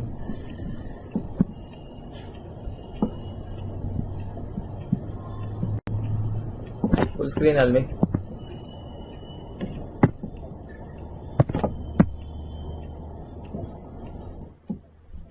It's a lot of lag.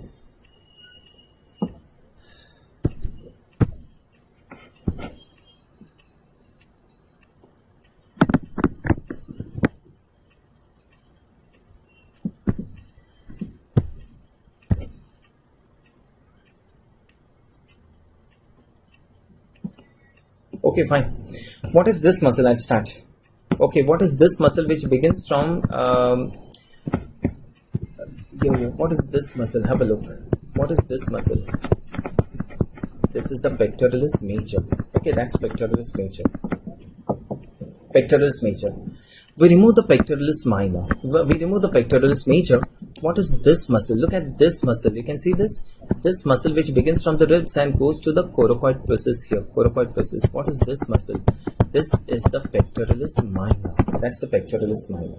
Pectoralis minor. Fine. So that's pectoralis major. That's pectoralis minor. And look at this. What is this muscle?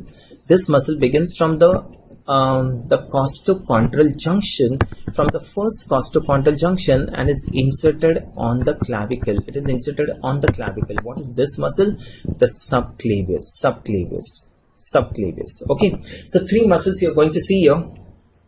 Okay, three muscles you're going to see here. This is pectoralis major, this is pectoralis minor, and this is the subclavius. Yes. And these three muscles are going to form what for the axilla? What are they going to form for the axilla? Tell me. subclavius, pectoralis major and pectoralis minor. What are they going to form for the axilla? The anterior wall of axilla. They are going to form the anterior wall of axilla. So now we cut the anterior wall. Okay. Now we have opened the anterior wall of axilla, and this is what now that we're looking at. What is this that we're looking at now? This is the posterior wall of axilla. Okay, this is the posterior wall of axilla. Fine. Now you tell me, what is this muscle? I'll just point this out for you. What is this muscle? The posterior wall of axilla. We are looking from front. This is what I was trying to tell you. We open the anterior wall and we're looking from front. So that's the posterior wall. So posterior wall of axilla will be formed by, what is this muscle? Latissimus dorsi. And how do you identify this as latissimus dorsi? Because of its shiny tendon. You can see the shining tendon. That's the latissimus dorsi. Okay, we go slightly above, slightly higher to the latissimus dorsi. You can see this muscle here, this one. Guess, what is this muscle? Slightly above the latissimus dorsi is going to be the teres major. And above the teres major, this one. Yes, what is that? This is the subscapularis. You're following this now, and these three muscles are going to form what for the axilla? The posterior wall of axilla.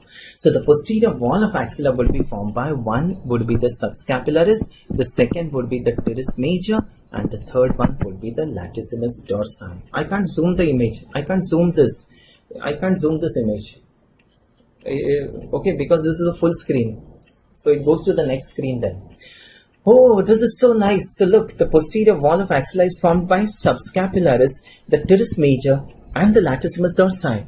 If you could just tell me, where is the teres minor? Where's the teres minor in this? No, I'm not able to see the teres minor in this case, because the teres minor would be behind the subscapularis. Following this, it would be behind the subscapularis, because this we are looking from front. If you're looking this from back side, then you would see the teres minor, then the teres major, and then the latissimus dorsi. You're clear? The concept is clear? So we're looking at the axilla after removing the anterior wall. So the posterior wall would be therefore formed by the subscapularis, the teres major, and the latissimus dorsi. Okay? Fine. Right. Okay, very nice. So now you tell me, what is this muscle here? Pectoralis minor. That's the pectoralis minor. Okay. So what is this artery now? That's the axillary artery. So what is this part of the axillary artery? This is the first part. Behind the muscle is second part, and this is the third part of the axillary artery. You're clear now? This is how the axillary artery is divided into three parts by pectoralis minor. Okay. Is this clear to all of you? The concept is clear?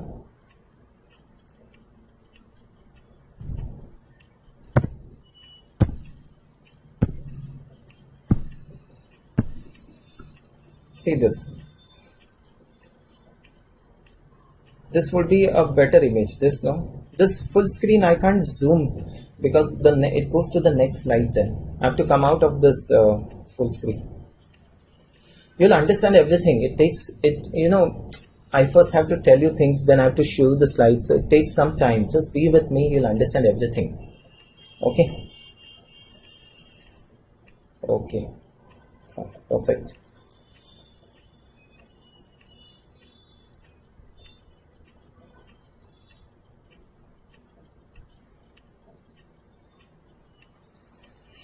Okay, fine.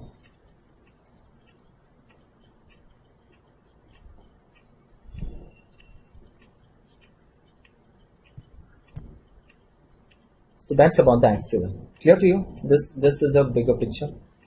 Right, just have a look at this. Be clear with your concepts. Anatomy should be perfect. Okay. Yes, that's good. And look at this slide now. Look at this slide. Now, the slide which I showed you, which we had drawn for the axilla. Okay, very nice. Okay, I just have to... I'll just finish this much, then you take a break. Now, the slide which I had drawn, on the paper which we had drawn, axilla, we're looking from front or we're looking from up. The cervicoaxillary canal, we're looking from up. Now, if you look the axilla from below, from here, if you're looking the axilla from here, look, this is the axilla. Just 5 minutes, I'll give you a break. This is the axilla, and we're looking from down. We're looking from down, and this is the axilla, and this is the apex. In this case, this is going to be the apex of the axilla because we're looking from down. If you look from up, that was the apex which we had drawn, and this is the view from below. So this is the apex for the axilla. And look, this is so nice. Now what's this? Arch of aorta. That's the subclavian artery. The subclavian artery crosses the first strip, now becomes the axillary artery, enters the apex, and now comes into the axilla. Okay, so that's about the axillary artery. Something else here? Look, this is nice. What is this muscle? It should be very clear now. That's pectoralis minor. And what is this muscle now? Teres major. So what is this part of the axillary artery? First part. What is this part behind the muscle? Second part. And what's this part? The third part. And this is now going to be the brachial artery. Okay? Clear to all of you? Axilla. The contents of the axilla would be the axillary artery and the brachial plexus. Okay? Axillary artery and the brachial plexus. Okay. Fine, I'll just finish the axillary artery for you, then we'll stop. Axillary artery.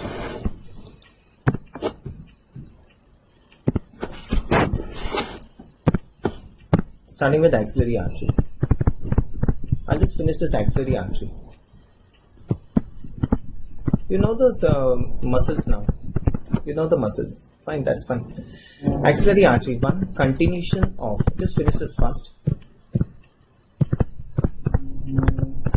Continuation of the subclavian artery at outer border of the first rib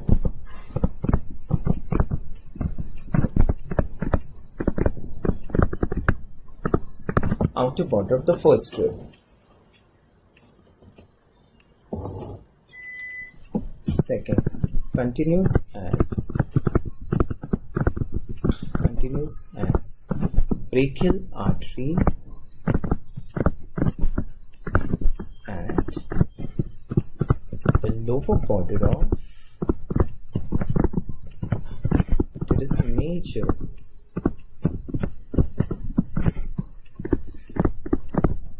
Teres major.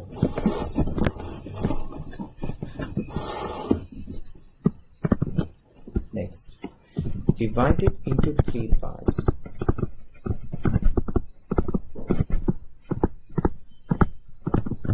Divided into three parts by pectoralis minor.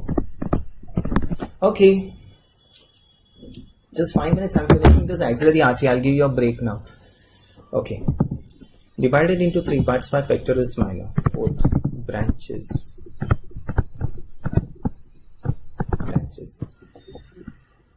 Oh, this is so nice. Look, branches of the axillary artery. First part, one branch. Second part, two branches. And third part gives three branches. Okay, it's very easy. Branches. First part is one branch, superior thoracic artery. Lower border of teres major. It's lower border. Yes.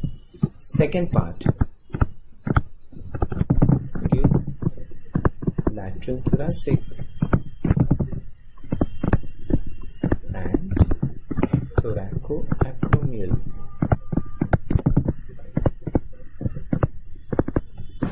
Thoracoacromial artery. Lateral thoracic and thoracoacromial. Third part. Third part gives three branches. Anterior circumflex humeral,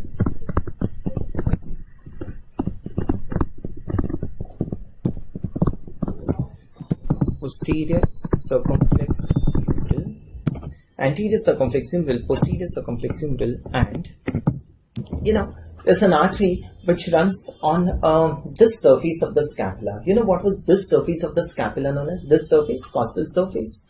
And there was a muscle right on the costal surface. What was this muscle on the costal surface? That's the subscapularis. The artery runs on the subscapularis muscle. The artery is therefore known as the subscapular artery. Subscapular artery. Okay. So third part is anterior circumflex humeral, the posterior circumflex humeral, and the subscapular artery. Subscapular artery. The subscapular artery gives a branch. Just let me finish this one. Gives a branch. The subscapular artery gives a branch. And you know, this branch is going to wind around the scapula. This artery winds around the scapula and goes to the dorsal aspect. Guess the name of this artery? It winds around the scapula. It's a branch of subscapular artery, and this artery is going to wind around the scapula and go to the dorsal aspect. No. It is not dorsal scapular. It is not dorsal scapular. It winds around the scapula and it goes to the dorsal aspect. Anything which winds around is known as what? Circumflex. Very good. Circumflex scapular. Circumflex scapular.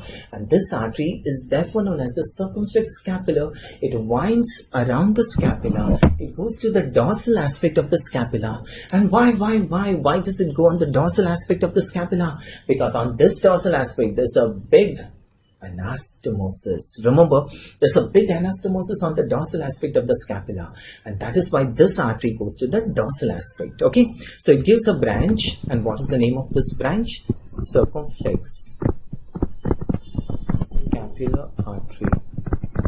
Circumflex scapular artery passes through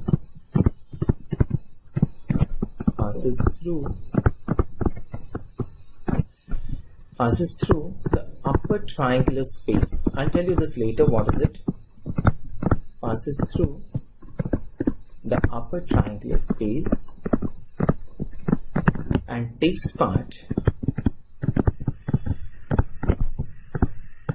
in anastomosis on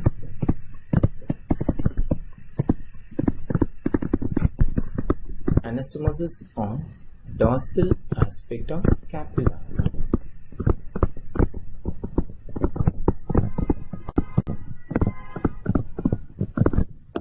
Okay, takes part in anastomosis on the dorsal aspect of scapula. Continuation of subscapular artery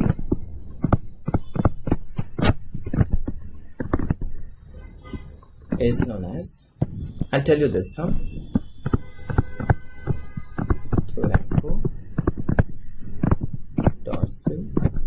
artery. Continuation of subscapular artery is known as thoracodorsal artery. Now what is that? I'll tell you. So the subscapular artery gives a branch named circumflex scapular, and after giving the circumflex scapular artery, the continuation of the subscapular artery is known as the thoracodorsal artery. Thoracodorsal. I'll make a slide for you. It is very clear then. Look, this is the subscapular artery. This is the circumflex scapular.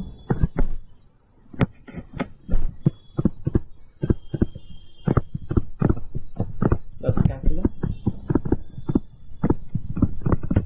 circumflex scapula,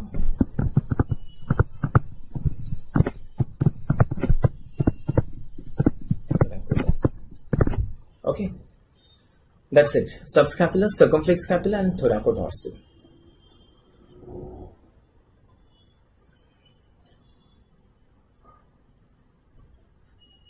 Dorsal is backside. Dorsal is backside.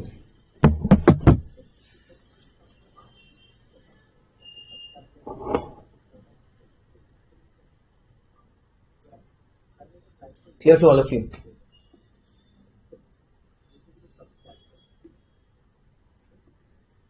Okay. So subscapular, circumflex scapula, thoracodorsal artery.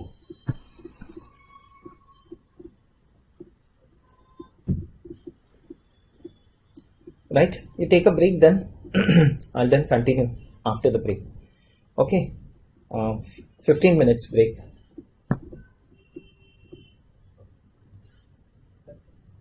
Clear to all of you, no? Fine. We'll start. Right. Okay, starting with brachial plexus. He was doing some settings there. Right. Starting with brachial plexus. Have a look. Understand this now. Now, what is a plexus? Plexus is a group of nerves. A plexus is a network of nerves or a group of nerves. Now, how is a plexus formed? Any plexus. How is a plexus formed? Like, see, for example, there's a cervical plexus. In the neck, in the arm, there's a brachial plexus. In the lumbar region, there's a lumbar plexus. There's a sacral plexus. So, in general, how is a plexus formed? Okay, now I'm taking a section of the spinal cord. Look, that's a section of the spinal cord. And tell me now, what's this? What is this? And what is this? Okay, so this is the dorsal root. This is the ventral root. And that's a spinal nerve. This is the dorsal horn. This you must be knowing. This is the ventral horn. Dorsal horn, ventral horn, dorsal root, ventral root, and the spinal nerve. Okay. Now, this spinal nerve divides into two ramus. We call this as a dorsal ramus. And this is a ventral ramus.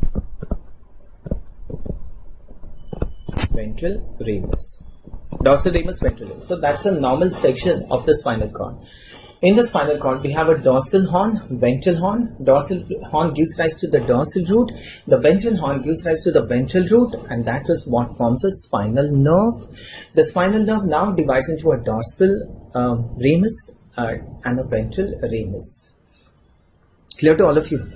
Remember now, as a rule, any plexus which is formed is always formed by ventral ramus of the corresponding spinal nerve. A plexus is formed by ventral ramus of the corresponding spinal nerve. What is the meaning of this corresponding spinal nerve? For example, cervical plexus would be formed by the ventral rami of cervical spinal nerves. Clear? Cervical plexus would be formed by ventral rami of the cervical spinal nerves. The brachial plexus would be formed by the ventral ramus of C5 to T1. That forms the brachial plexus. The ventral rami of the lumbar spinal nerves are going to form what? Lumbar plexus. And the ventral rami of the sacral spinal nerves forms what? Sacral plexus. Clear to all of you? So, a plexus is formed by the ventral ramus of the corresponding spinal nerve. I'll be writing this. Just listen. Now, what happens in thorax? In the thorax, there is no plexus. No plexus in the thorax. So what would happen to the ventral ramus of? Complete the sentence. We are in the thorax. Thorax, there is no plexus. So what will happen to the ventral ramus of a thoracic spinal nerve? Right? So the ventral ramus of the thoracic spinal nerve doesn't form a plexus here. The ventral ramus of the thoracic spinal nerve itself runs in the intercostal space, and this is what we call as an intercostal nerve. Clear? So what is an intercostal nerve? It is the ventral ramus of a thoracic spinal nerve, and in rest of the areas, this ventral ramus forms the plexus. That's the concept. Okay, we'll be studying cervical plexus, we'll be studying lumbar plexus. Now I'm telling you the brachial plexus. We'll be seeing all those plexuses, but one general statement what I want you to know is a plexus is formed by ventral ramus of the corresponding spinal nerve. Okay, fine. Just write down. Plexus is formed by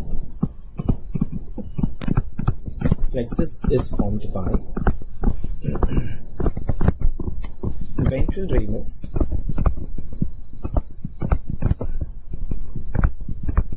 of the corresponding spinal nerve.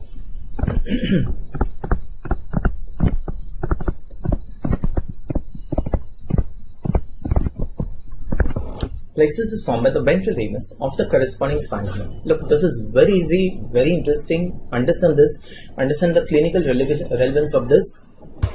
Everything will be clear. Okay, starting now with the brachial plexus.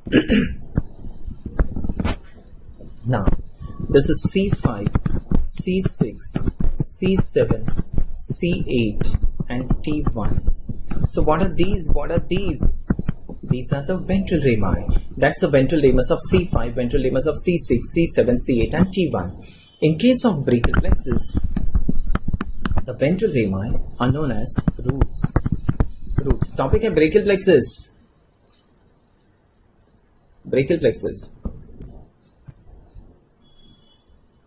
Yes. Yes. So what are roots? Roots are the ventral rami of C5 to T1. Roots will join to form the trunk. See, intercostal nerves and all will be discussing later. Okay, I'm just giving a reference. Look, whatever comes in my way, I'll always try to tell you. So, those things we'll be discussing in the corresponding topics. Okay, that is just a reference for you. What I was telling you, in thorax there is no plexus. So what will happen to the ventral ramus of a thoracic spinal nerve? It is known as an intercostal nerve. Now this intercostal nerve will be studying in the thorax. So that time you'll just get to a correlation. Okay, so that is what I'm telling you.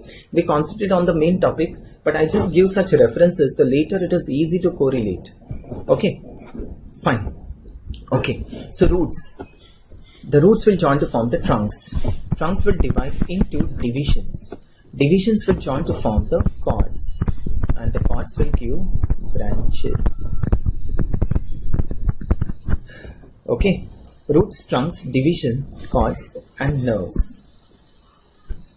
I'll put that slide for you later. Roots, trunks, division, cords, and nerves. Now C5, C6 joins to form upper trunk. C7 continues as middle trunk. C8 and T1 joins to form the lower trunk. Look, this is so nice. Now this trunks would divide into dorsal,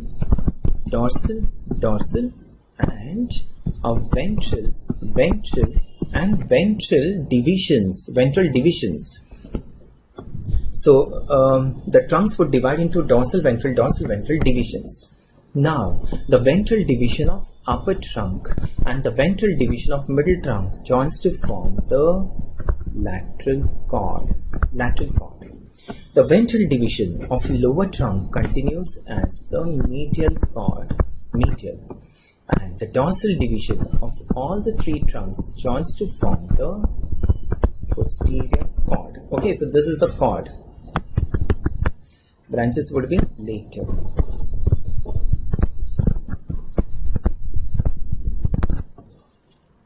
Clear to all of you?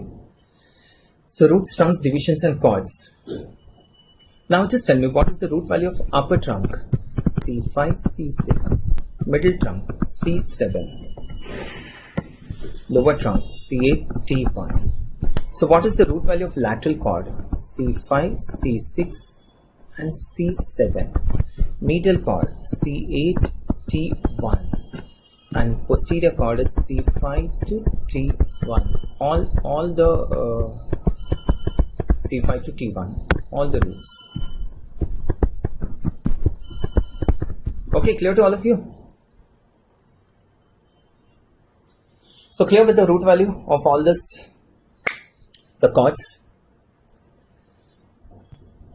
C5, C6 joins to form the upper trunk, C7 continues as middle trunk, and C8 and T1 joins to form the lower trunk. The trunks would now divide into dorsal ventral divisions.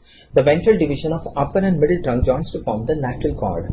Ventral division of lower trunk continues as medial cord, and the dorsal division of all the three trunks joins to form the posterior cord.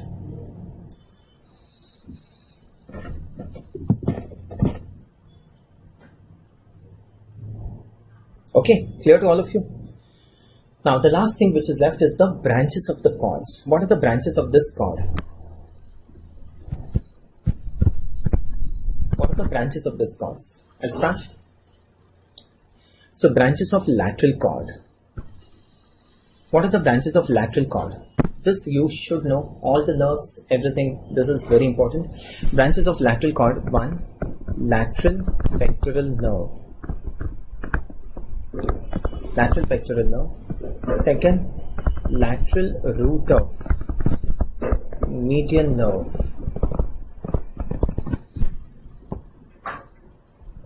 Lateral root of median nerve. And 3rd is the musculocutaneous. Musculocutaneous. So lateral pectoral, lateral root of median nerve, and musculocutaneous. Branches of medial cord. 1. Medial pectoral.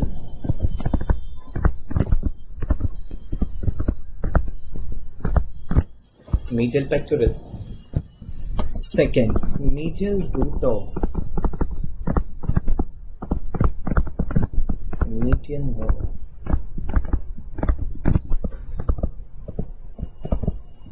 Medial root of median nerve. Okay, just one moment. All this will be having root values C5, C6, C7. The branches of lateral cord will be having root value of C5, C6, C7. The branches of medial cord. 1 is medial pectoral, the medial root of median nerve. Next is the nerve which supplies the skin on the medial aspect of the arm. Skin on the medial aspect of the arm. We call this as the medial cutaneous nerve of arm. Medial cutaneous nerve of arm. 4th, medial cutaneous nerve of forearm.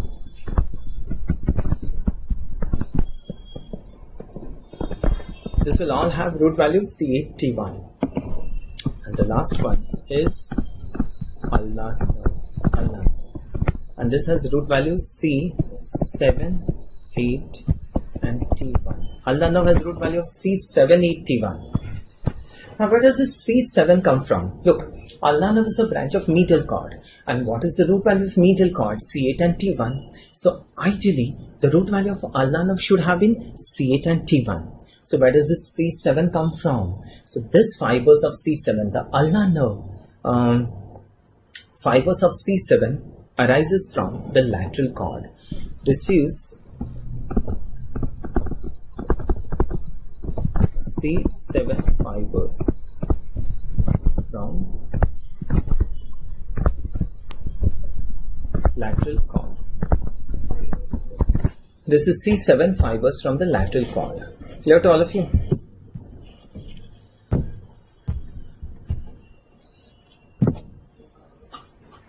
Okay, so that's it.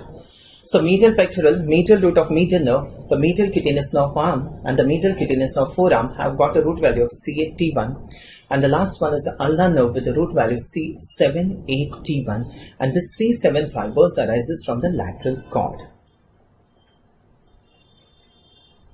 Clear to all of you? So these are the branches of medial cord. What is left now? Posterior cord. Posterior cord. 1. Upper subscapular nerve. Posterior cord. Upper subscapular. Upper subscapular nerve. This upper subscapular nerve will supply what? Quick guess. Upper subscapular nerve is going to supply the subscapularis. Now, you know everything about the subscapularis. You remember the origin of subscapularis? Something, if you get an MCQ, 2 about subscapularis, you have to, by now you should be able to recollect everything that we have done about subscapularis. What was the origin of subscapularis? The costal surface of scapula. You know this. Where was the insertion of subscapularis? On the lesser tubercle of humerus. This also you know. What is the nerve supply of subscapularis? The upper subscapular nerve, which is a branch of posterior cord. And what is the action of subscapularis? I've told you this. If you can just answer. Action of subscapularis? Yes, the medial rotation at the shoulder joint. Medial rotation of the shoulder joint. So this is how you should be able to analyze things. Anywhere else have we come across subscapularis? Yes, anywhere else? Any other point that you can tell me about subscapularis? Subscapularis. Yes, very good.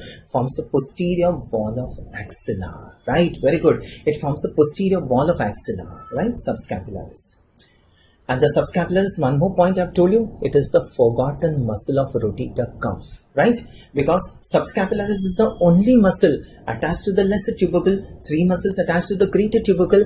Subscapularis is therefore said to be the forgotten muscle of rotator cuff. Is this clear? This is how you should be able to analyze a particular MCQ. Okay. So just try to think everything, whatever you know about it, you'll understand it. See, it takes time, okay, and I've just started. As we enter into details of the topics, you'll start enjoying it, okay, that much I can tell you. But there's always some or the other problem with this net and all, so just try to adjust. I'm trying to do my level best, okay. Upper subscapular nerve, second, lower subscapular nerve.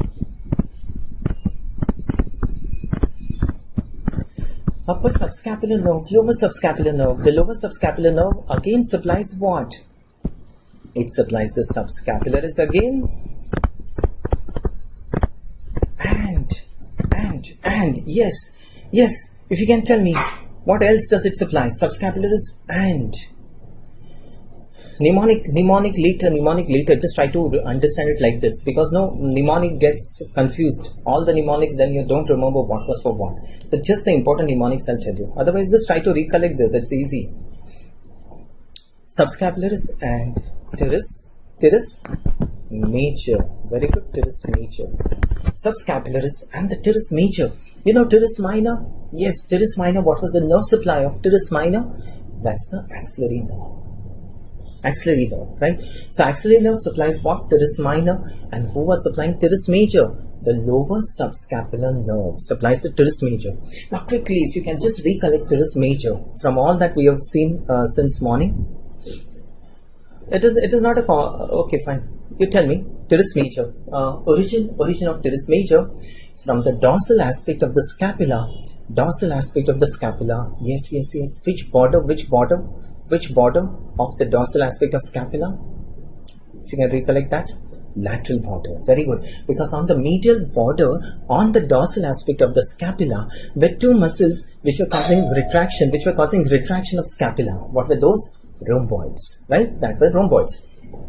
So where does teres major begin from? The dorsal aspect of the scapula, lateral border. Where was the incision of teres major? Insertion is on the medial lip of the bicipital groove. Medial lip of bicipital groove. This you know. Anything else does the teres major form? The posterior wall of axilla. And what is the nerve supply of teres major? The lower subscapular nerve. Clear? Understanding it now? Yes. Very good. The third is axillary nerve. Yes, very good. Very good. So the third is axillary nerve. Upper subscapular, lower subscapular, and axillary. All these things, all these 3 has got a root value of C5, C6. Look, these are the branches of posterior cord. And what is the root value of posterior cord? It is C5 to T1. Doesn't mean all the roots which are forming the posterior cord are present in all the nerves. No, otherwise all the nerves will become big. Out of this, the upper subscapular, the lower subscapular, and the axillary nerve have a root value of C5C6. Okay. Next is nerve 2, latissimus dorsi. Nerve to latissimus dorsi, also known as thoracodorsal nerve. Nerve to latissimus dorsi or the thoracodorsal nerve. Look how easy it is to remember the root value. It is C6, 7, 8. C6, 7, 8. And the last one is radial nerve.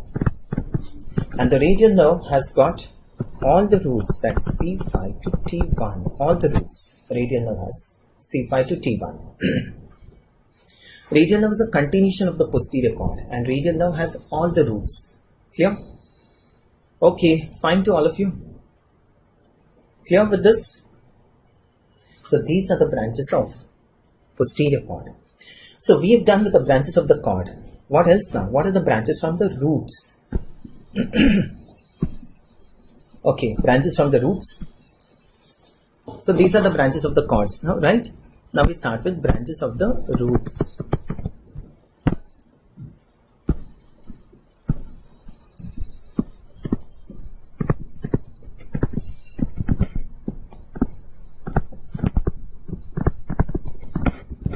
Branches from the roots. One arises from C5 root. One arises from C5 root of the brachial plexus. Any guess? Oh, look, and this branch from the C5 root supplies a muscle which causes retraction of scapula. Retraction. I told you, retraction of scapula is done by whom? Serratus anterior. And who's going to do retraction of scapula? Rhomboids. Yes, very good. So this is nerve 2, rhomboids. Also known as the dorsal scapular nerve. Nerve 2 rhomboids or the dorsal scapular nerve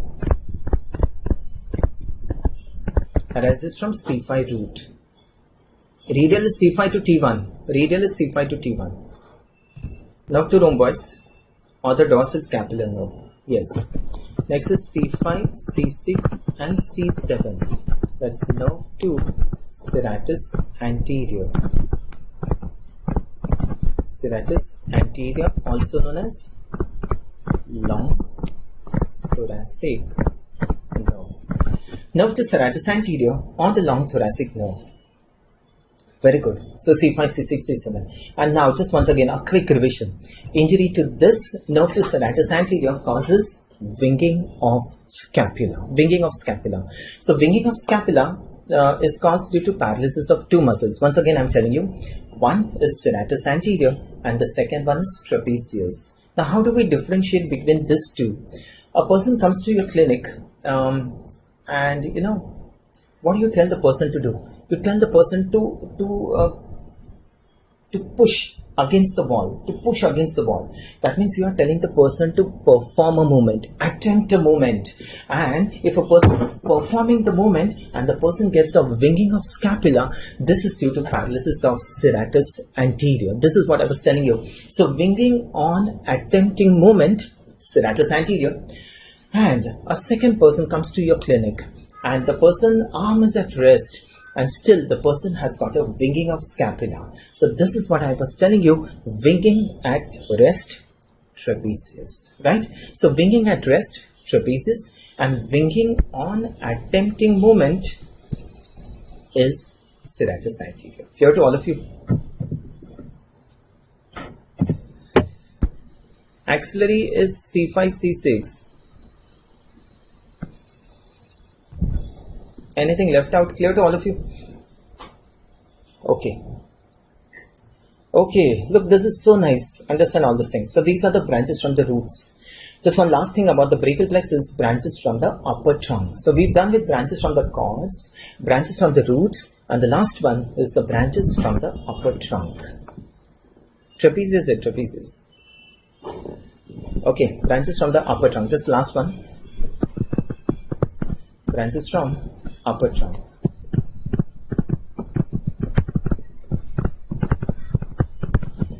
Branches from the upper trunk. Wait, no, I'm telling you. Branches from the upper trunk. One is nerve 2 subclavius.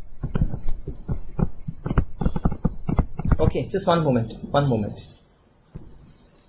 There's one more nerve. These are the two nerves which arises from the roots. One is nerve 2 rhomboids and one is nerve to serratus anterior. Occasionally, sometimes, there's one more nerve which arises from C5 root. There's one more nerve which arises from C5 root. Okay, one more nerve which arises from C5 root, and this is known as the accessory phrenic nerve. Accessory phrenic nerve. Accessory phrenic nerve arises from C5 root of the brachial plexus. You know what is the main phrenic nerve? What is the root value of the main phrenic nerve?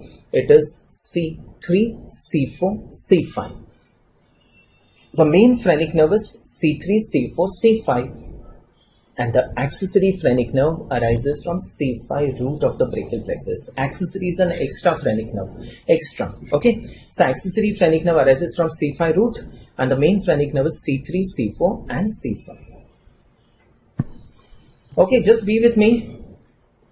Now, from the upper tongue there are two nerves which arise. One is nerve to subclavius and second is the suprascapular nerve.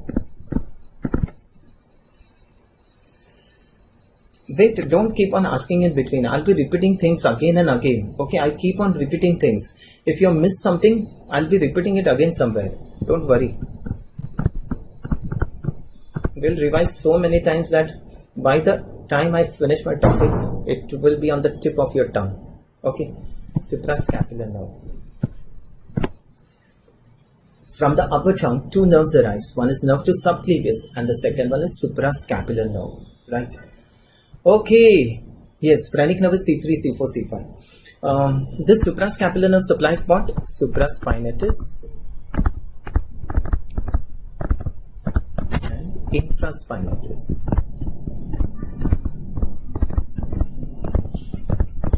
Suprascapular nerve supplies the supraspinatus and infraspinatus. You know now supraspinatus. Accessory phrenic nerve is not, it's occasional, not seen in all. Okay. Thoracodorsal is nerve to latissimus dorsi. Thoracodorsal is nerve to latissimus dorsi. Okay. Thoracodorsal is nerve to latissimus dorsi. Clear to all of you? You've got an idea about the brachial plexus, roots, trunks, division, cords and nerves. Understand now. Now I'm coming to the main part of the brachial plexus. Okay, I start. Just concentrate. Brachial plexus begins from where? Brachial plexus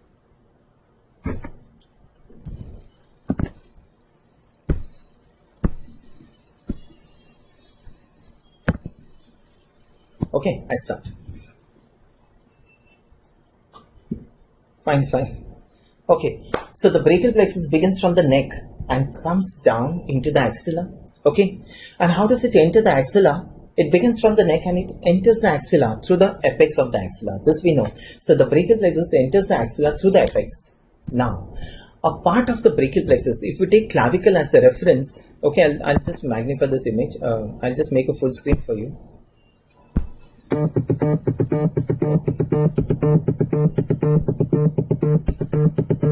Just see if you can see the pointer. I'm trying to point it out. Okay, that's the clavicle.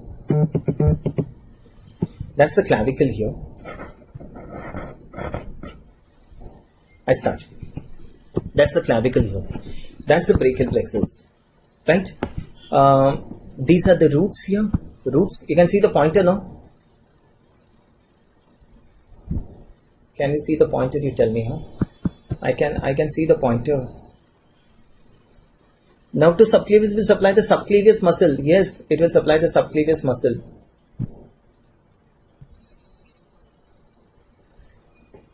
You all ready? Yes?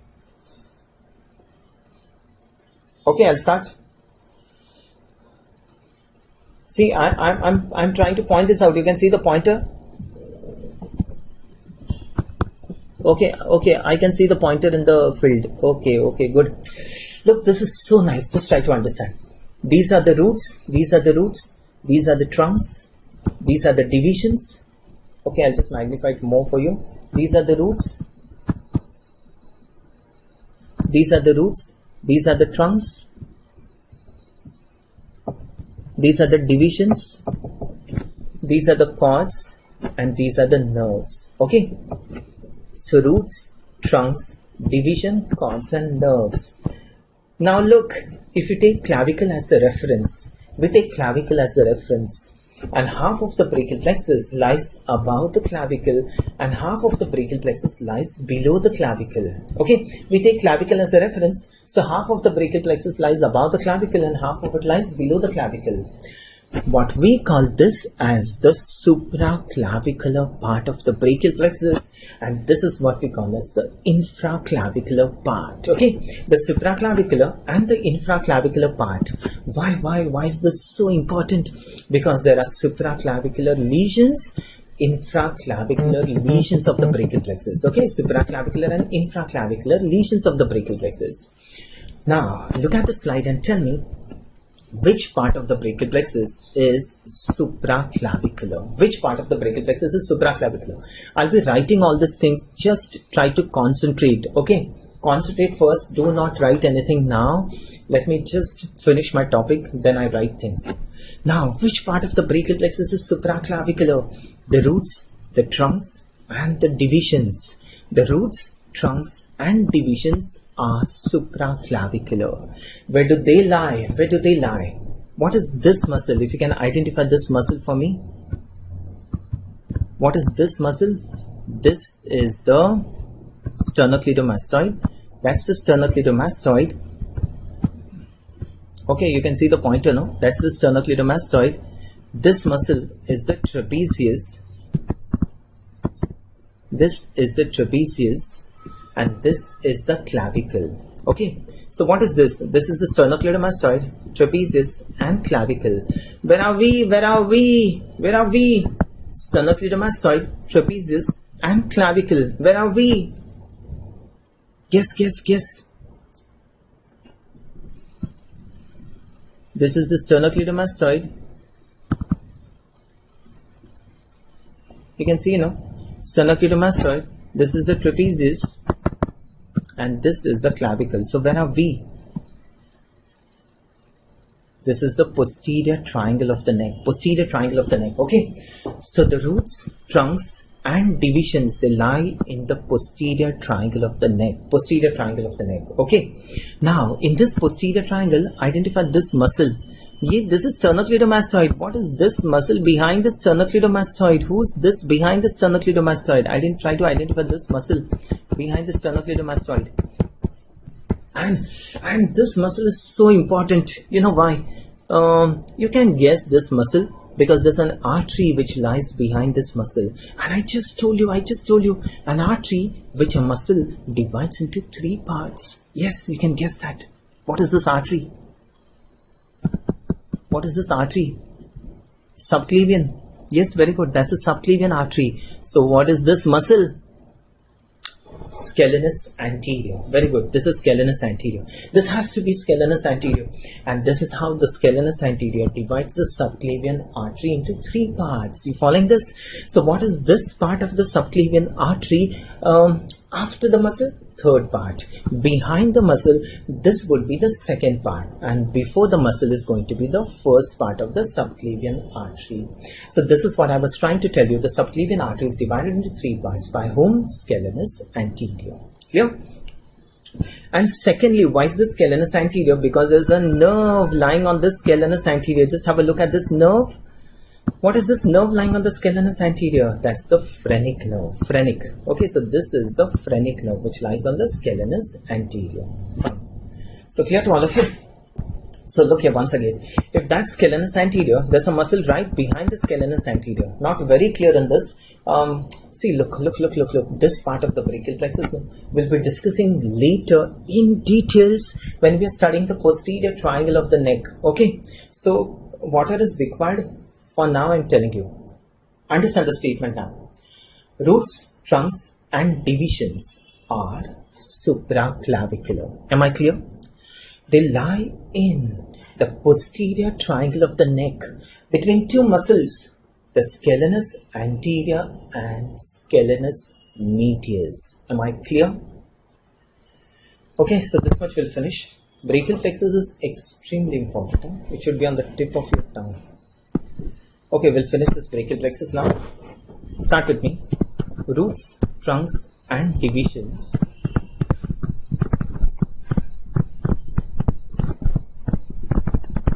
are supraclavicular. Roots, trunks, and divisions are supraclavicular. They lie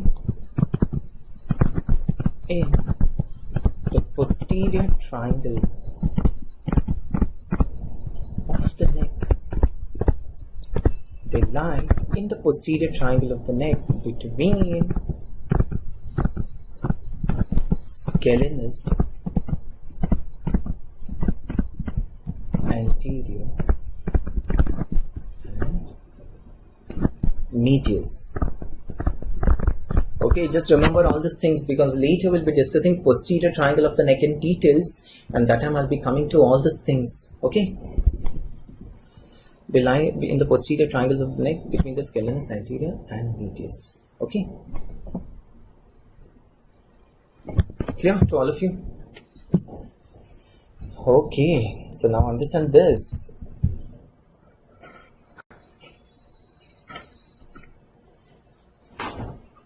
Now what we are concentrating is on the infraclavicular part of the brachial plexus. Okay, concentrating on the infraclavicular part. This is very important because now we're discussing the axilla. Yeah. Scalenus medius. It is scalenus medius. Now all these muscles now we'll be discussing later. Scalenus anterior and scalenus medius. They are all lying in the posterior triangle. Scalenus medius. Clear to all of you? And look, this is so nice. Understand this now. Try to concentrate. This is very important. Okay, I'll start. Scalenus posterior is also in the posterior triangle. We'll be seeing this later. That's okay now. Okay, right. I'll start. Now tell me, where are we? What is this region? You can see the slide. What is this region? This is the axilla. Once again, this is the axilla. Okay.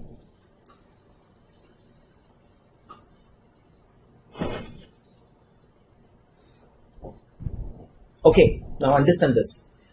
Fine, very nice. Now this is the axilla.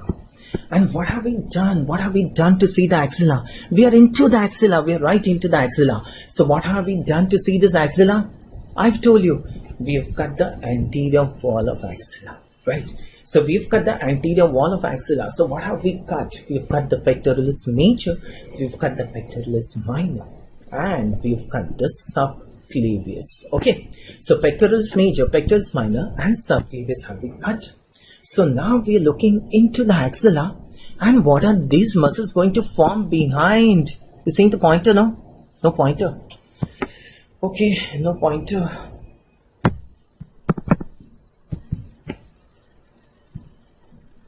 Okay, one moment. Now you can see the pointer. Okay, now you can see the pointer. Fine. Now tell me. Okay, look here. So we are looking into the axilla. Fine. So what have we cut? We have cut the anterior wall of axilla. That means what have we cut? We have cut the pectoralis major, we've cut the pectoralis minor, and we've cut the subclavius.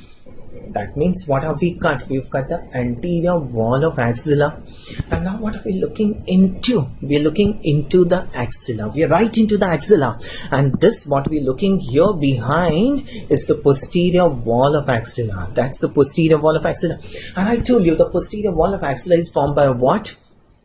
The subscapularis, the teres major, and the latissimus dorsi. Yes. Okay. And this also, you know, this muscle which I'm showing you is the pectoralis minor, right? This is the pectoralis minor. This is the axillary artery. This is the first part. This is the second part. And that's the third part of the axillary artery. This you know. Okay, I'm starting now. Just concentrate. Now, which part of the brachial plexus is this? This is the infraclavicular part of the brachial plexus. And this infraclavicular part is made up of what? The cords and the nerves. So cords and nerves are infraclavicular. Do not write anything, just concentrate here. So the cords and nerves are infraclavicular. They lie in the axilla. They lie in the axilla around the axillary artery. Okay, so they're lying in the axilla around the axillary artery, and they're enclosed in a sheath. What is this sheath? Known as axillary sheath. So you get an MCQ stating contents of axillary sheath. So contents of axillary sheath is only axillary artery and the brachial plexus. Remember, the veins do not, the axillary vein is not a content of axillary sheath. Axillary vein is not a content of axillary sheath. It is outside the axillary sheath. Okay, vein is outside. So what is the content of axillary sheath? The axillary artery and the brachial plexus. So which part of the brachial plexus is infraclavicular? The cords and the nerves. The cords and the nerves are infraclavicular. Okay, fine. Now tell me, this is the pectoralis minor. This you know now. This is the pectoralis minor. This is the first part of the axillary artery. This is the second part of axillary artery, and that's the third part. So in which part of the axillary artery do we get the cords, and which part of axillary artery do we get the nerves? If you can just tell me this. Which part of axillary artery do we get the cords, and where do we get the nerves? There are three parts of axillary artery. Okay, tell me. Look. Nerves is very easy. Nerves is very easy. Nerves are in the third part. Look. This is the third part of axillary artery, no? And nerves are present in the third part. Axillary sheath and all, I'll tell you. Everything I'll tell you. Just wait. See, axillary vein, it has to be outside the sheath. You know why? Because sometimes the vein carries more blood and the vein has to distend. So this axillary sheath is a very tough sheath. It will enclose the brachial plexus and the axillary artery, and it's very fixed to the structures.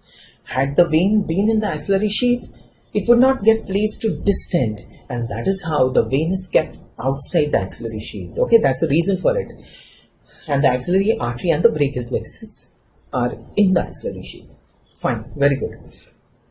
So now you tell me, in which part of the axillary artery do we get the cords? Cords are present in the third part. Okay, in the third part we get the cords. And where do we get, I'm so sorry, in third part we get the nerves, sorry. In the third part we get the nerves. And where do we get the cords then? We get the cords in the first and the second part. Okay, I'm sorry for that. The cords are present in the first and the second part, and the nerves are present in the third part.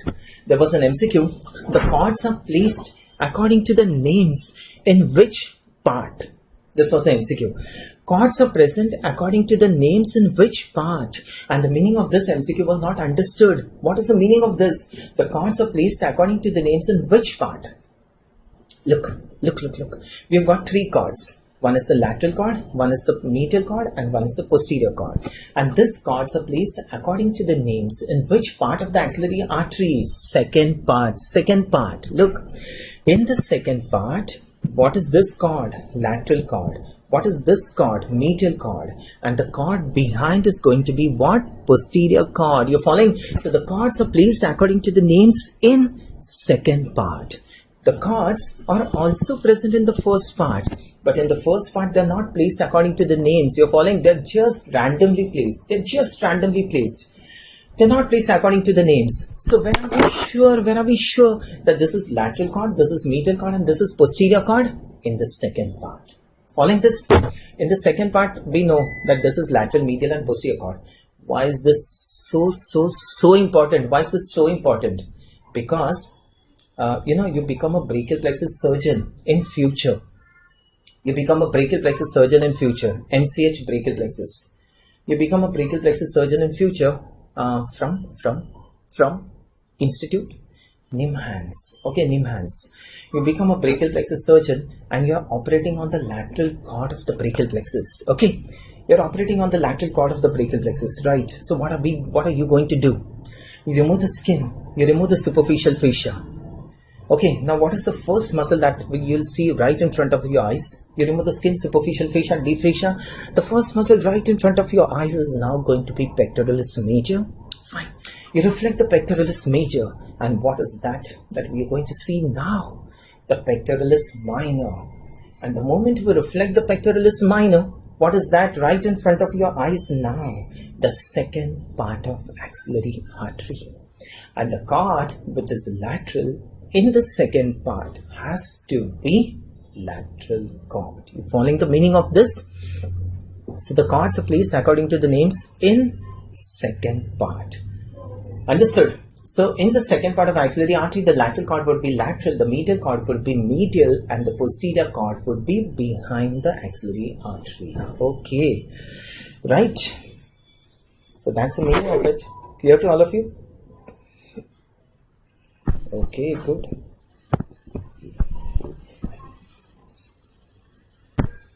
Okay, you continue now.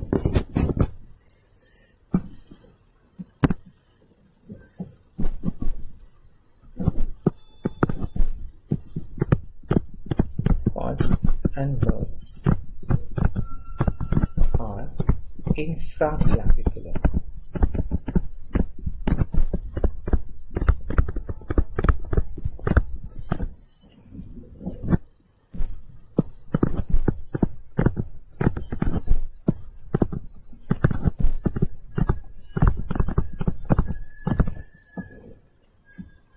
They lie in the axilla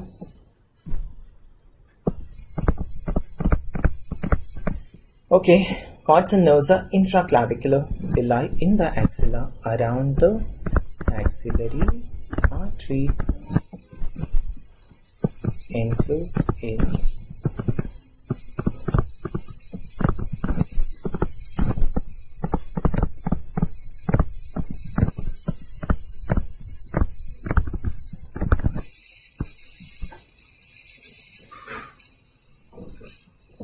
enclosed in the axillary sheath. Cords and nerves are infraclavicular. They lie in the axilla around the axillary sheath, around the axillary artery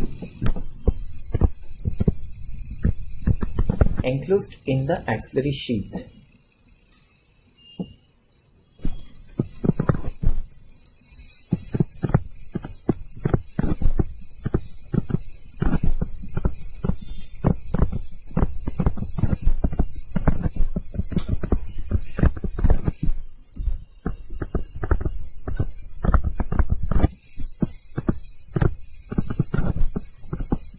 Cords are present in first and the second part, and the nerves in the third part.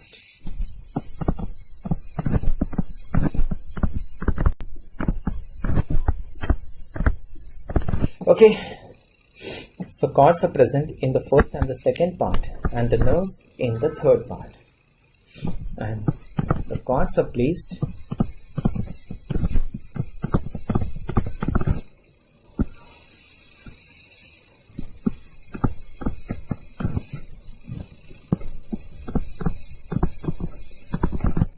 Okay, you'll enjoy everything.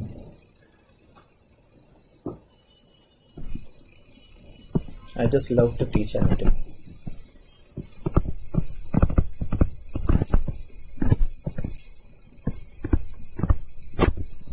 Cords are placed according to the names in the second part.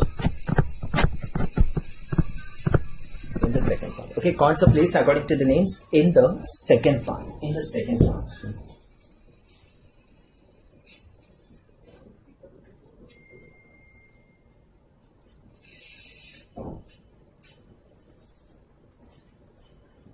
Okay, so cords are placed according to the names in the second part. Okay, fine. You'll understand everything. I'm telling you. I keep on repeating things. Okay, so if you miss something somewhere, you'll again be able to understand it somewhere else. Okay, I keep on repeating. Everything will be clear to you. Just have patience and be with me. Okay, fine. Okay, so that's about the brachial plexus. Now we can proceed forwards. Clear? Done?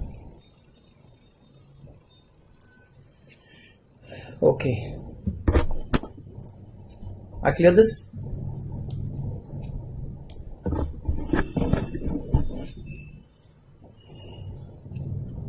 Break 2:30. 2 o'clock.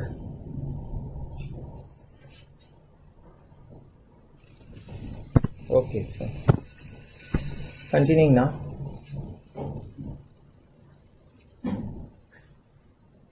Second part of axillary artery. Second part. Okay, good.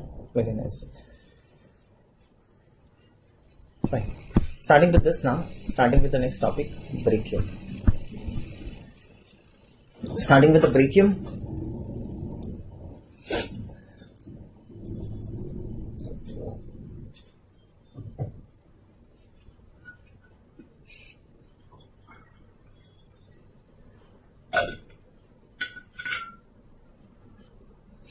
Vein is not a content of axillary sheath, right? Vein is not a content of axillary sheath.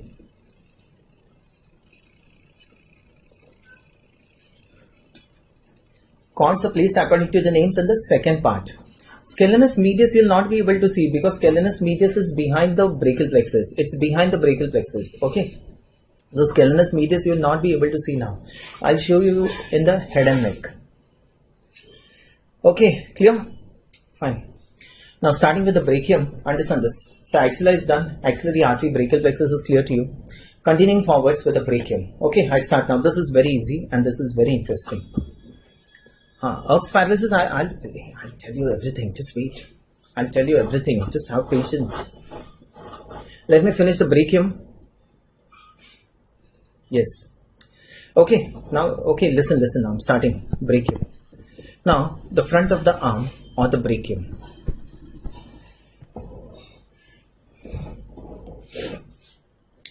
Be clear with your concept. Now, the front of the arm, there are three muscles here. One, biceps brachii, second, brachialis, and third, coracobrachialis. Okay? One is biceps brachii, brachialis, and coracobrachialis. Have a look at this slide. I'll show you the slide later. Just concentrate here now. This is the biceps brachii. This is the biceps brachii. This is the brachialis. And that's the coracobrachialis. Okay, pointer is clear now. This is the biceps brachii. This is the brachialis. And this is the coracobrachialis. Okay. Fine. Now, biceps. I'm starting now. Concentrate now. Do not sit and type. Just concentrate. Understand things now. The biceps brachii has got two heads. One is the long head of biceps brachii and the second one is the short head of biceps brachii. Long head and short head. And how do we know that this is the long head of biceps brachii? How do we know this? Look, I'm showing you something. Point is not seen. Okay, fine, just wait. Okay, fine.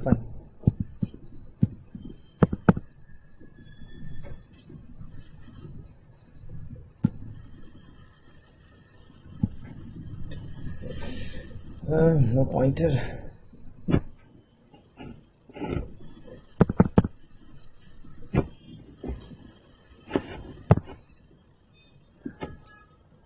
Fine. It's okay.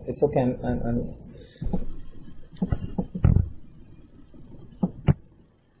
Ups and clumpies, I'll tell you. I'll show you. Ups and clumpies, I'll tell you.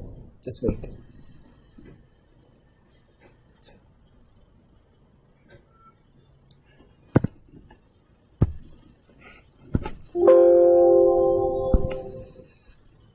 Okay, fine. I'm starting. Just listen now. Listen.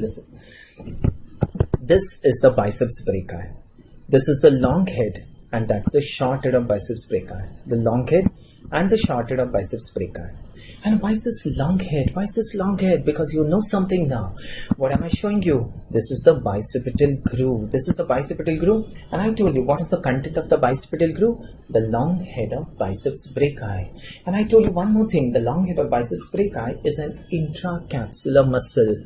And as it comes outside the capsule of the shoulder joint, it also carries the synovial sheath of the shoulder joint with it. Fine? So that becomes the content of bicipital groove.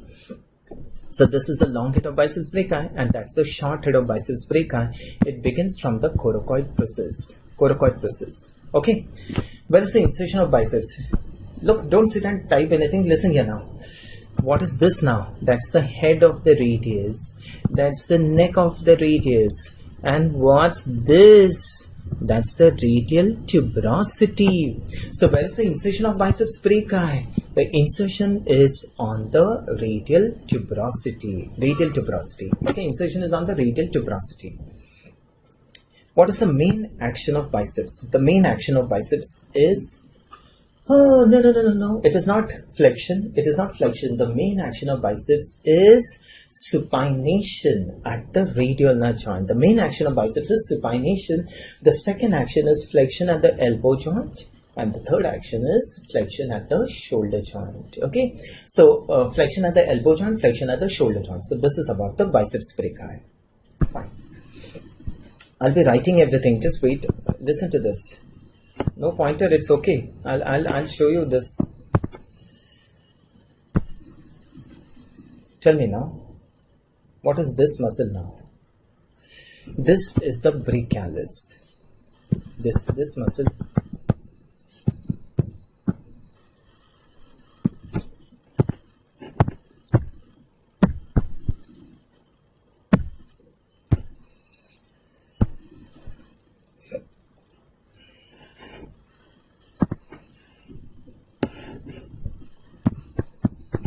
Okay, this muscle is the brachialis. This muscle is the brachialis. Okay, just see this. Fine. I'm showing you.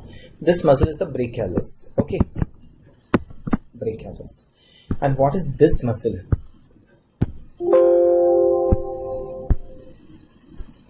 This muscle begins from the coracoid process. This muscle begins from the coracoid process and gets inserted on the humerus, begins from the coracoid process and gets inserted on the humerus. What is this muscle? This is the coracobrachialis. Coracobrachialis. Sorry. Coracobrachialis. You're clear with this now?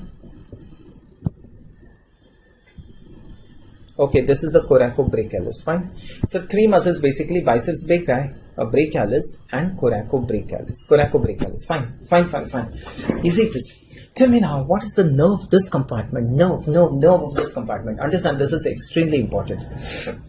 What is the nerve of this compartment? Musculocutaneous nerve. Musculocutaneous nerve. Okay. Now just try to understand. Don't type anything. Do not write anything. Musculocutaneous nerve. A very important MCQ. Musculocutaneous nerve. It's a branch of what? Musculocutaneous nerve is a branch of lateral cord. We know this now. It's a branch of lateral cord. Where do I get the musculocutaneous nerve? Okay, I am searching for the musculocutaneous nerve. And where do I get this musculocutaneous nerve? It's a nerve. It's a nerve. So where will I get this nerve? I told you all the nerves will be present where? In the third part of axillary artery. You know this now. The nerves will be present in the third part of axillary artery. Fine. So musculocutaneous nerve, if I have to search, I'll be searching it in the third part of the axillary artery. Where? This musculocutaneous nerve is a branch of which cord? Lateral cord. So where will I get the musculocutaneous nerve? Lateral to the third part of axillary artery. Clear to you? Lateral to the third part of the axillary artery. See, any nerve if you have to search, any nerve which is a branch of the cord, any nerve if you have to search, where do we search the nerves? In the third part of the axillary artery. You just have to know it's a branch of which cord. So there you'll be getting those nerves. That means all the branches of lateral cord, branches, matlab nerves, all the branches of the lateral cord will be in which part? Third part of the axillary artery. On which aspect? Lateral aspect. All the branches of medial cord will be in which part? Third part of the axillary artery. On which aspect? Medial aspect. And all the branches of posterior cord will be in the third part, on the posterior aspect. Understanding? Clear now? So now you tell me musculocutaneous nerve. Okay, starting with this. Musculocutaneous nerve is a branch of which cord? Lateral cord. Where do we get this musculocutaneous nerve? Third part of the axillary artery. On which aspect? Lateral aspect. Okay, third part of axillary artery on the lateral aspect. Now this musculocutaneous nerve is going to pierce a muscle. Look at that muscle. The musculocutaneous nerve is going to pierce this muscle. What is this muscle? Coracobrachialis.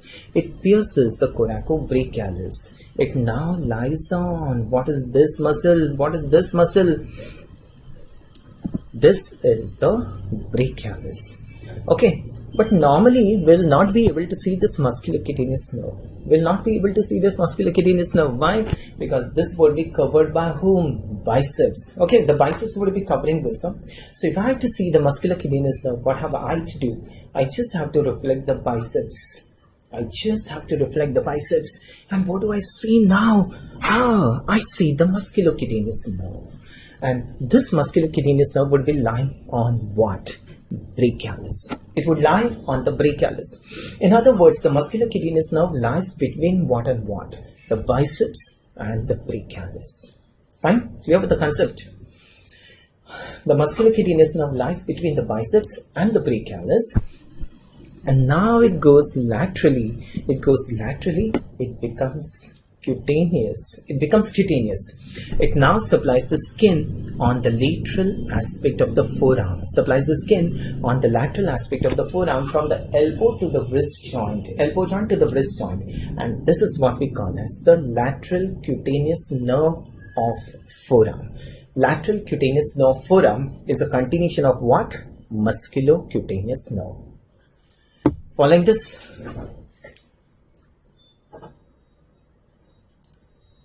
I'll repeat that. You'll understand it. Just be with me.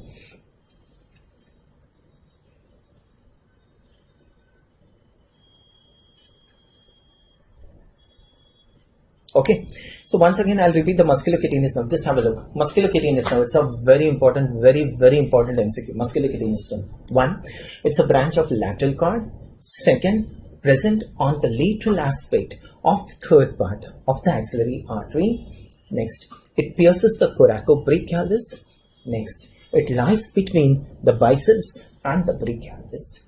And last, it continues as the lateral cutaneous nerve of forearm. Okay, that's it. Very good. So now we start with brachium. Things should be clear.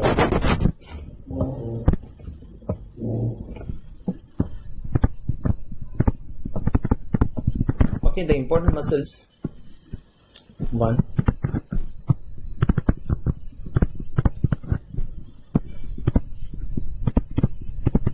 Biceps brachii. Okay. Lateral cutaneous nerve forearm is a continuation of musculocutaneous nerve. Yes, it's a continuation of musculocutaneous nerve.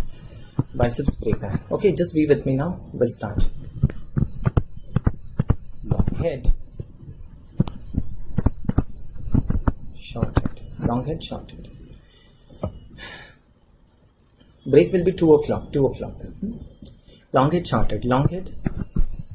See, I start at 9 o'clock. First break will be at 11:30. First break 11:30 for 15 minutes. Next break will be at 2 o'clock for lunch break. 2 o'clock. Then half an hour, 40 minutes. The third break will be 5:15. Okay, 15 minutes break. 5:15. That's it. And then we stop then. Okay. Pointer, I'll see what I can do about the pointer. Okay. Enjoying. Long head arises from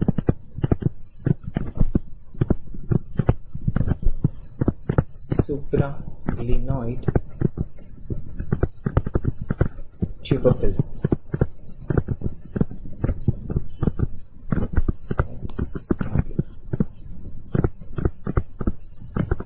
Okay. I'm telling you the important muscles we'll be discussing. Arises from the supraglenoid tubercle of scapula.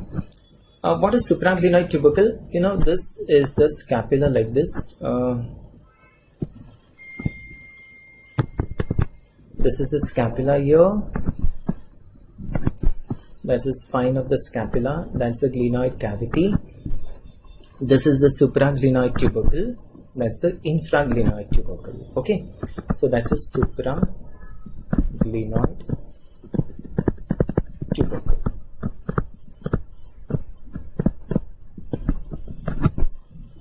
Okay, supraglenoid tubercle, and this is the infraglenoid. Infraglenoid tubercle gives origin to what? The long head of triceps. Long head of triceps. Okay. So supraglenoid tubercle gives origin to long head of biceps brachii, and infraglenoid tubercle gives origin to the long head of triceps. Very good. Short head. arises from coracoid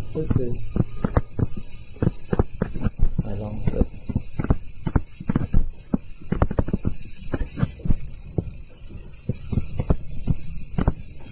coracobrachialis.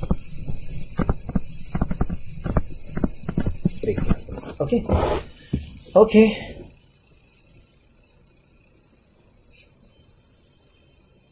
These are the important things which I'm telling you to write. You should be knowing all these things. Okay. So the short head arises from coracoid process along with coracobrachialis. Right. So this is the origin. Insertion.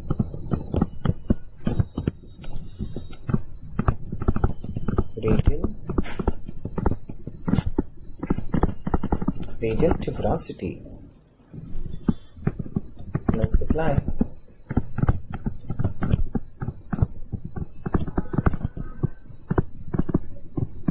Musculocutaneous nerve. C5C6. Musculocutaneous nerve. C5C6. Okay. Look. Try to understand. What is the root value of musculocutaneous nerve? What is the root value? C5, C6, C7. We know this. The root value of musculocutaneous nerve is C5, C6, C7. Doesn't mean all the roots are going to supply a particular muscle. Following? Out of this C5, C6, C7, which roots of musculocutaneous nerve supplies the biceps? Only C5, C6. Following this, only C5, C6 roots of musculocutaneous nerve are going to supply what? Biceps. And that is how, when there's a lesion of C5, C6 root, when there's a lesion of C5, C6 root, you know, the C5, C6 root joins to form what? Upper trunk. Indirectly, I'm telling you, there's a lesion of upper trunk. And this point on the upper trunk is known as the Erb's point. Fine. So indirectly, when there's a lesion of the upper trunk, which roots are involved? C5, C6.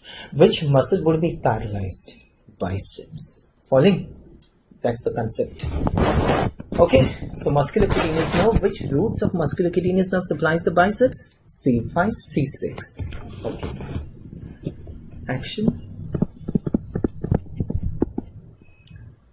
Supination.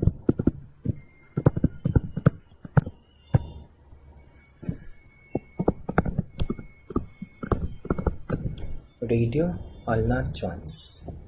Pectoralis minor is inserted on the coracoid process, not arises. Supination of radio ulnar joint, flexion of elbow,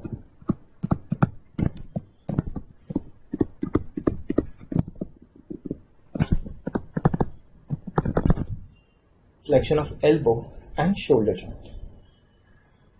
Okay, clear to all of you? Clear? Perfect about biceps brachii. And what I'm telling you is, the moment we reflect the biceps, what is that we are going to see? I mean, see, these are concepts, so this you have to know. The moment you reflect the biceps, what is the muscle right beneath the biceps? It has to be brachialis. The muscle beneath the biceps has to be brachialis. And something would I see on the brachialis? Something would I see on the brachialis? That's the musculocutaneous nerve. If you know this concept, and when you see the slide, you should be able to identify it. Okay. So,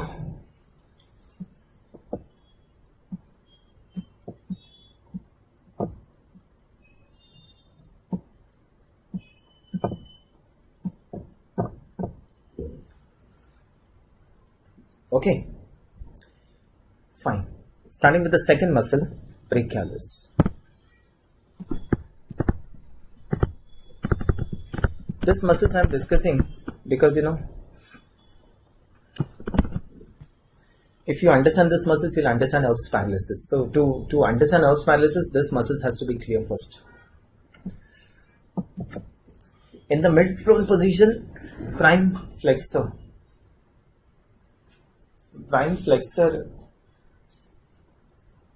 is brachialis. In the mid-prone position, biceps. Brachialis, origin.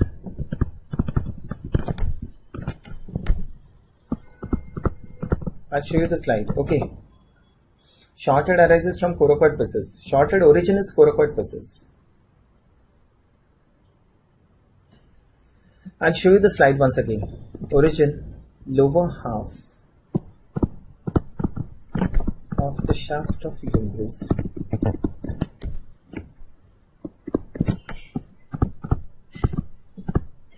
Lower half of the shaft of the humerus.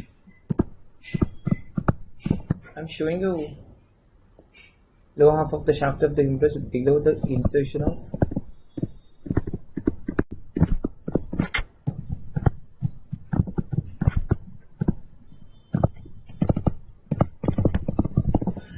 I'll show you the slide once again.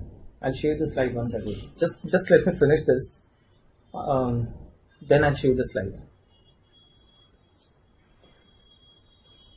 Lower half of the shaft of humerus below the insertion of coracobrachialis.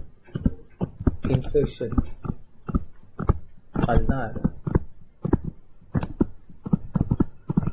tuberosity. Nerve supply.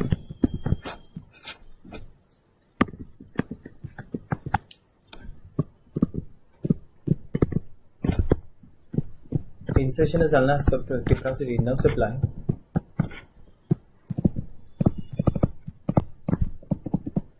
Medial half, lateral half. So brachialis has a dual nerve supply, medial half and lateral half. Medial half is supplied by musculocutaneous nerve. Medial half is supplied by musculocutaneous nerve C5, C6, and lateral half is supplied by radial nerve C7. Understand this, lateral half is supplied by radial nerve.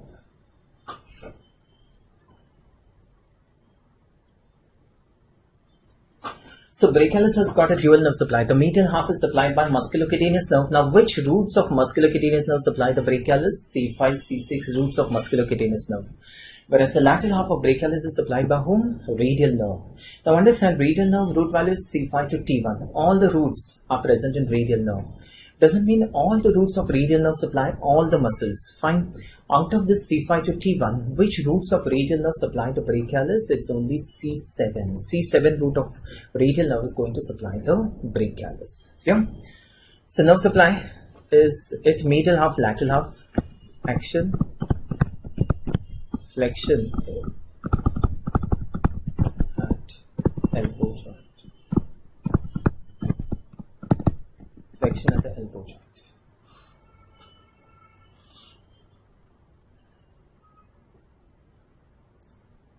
Long head and short head both are inserted into the radial tuberosity. Dono. Understand, long and short head, they join to form a common belly, no? They form a common belly and that is inserted into the radial tuberosity. Brachialis is an example of composite muscles. So two composite muscles till now you know. One is pectoralis major, the second one is brachialis. Okay? Clear to all of you? Okay, the last one, last muscle, coracobrachialis. Okay, be fast now. Coracobrachialis.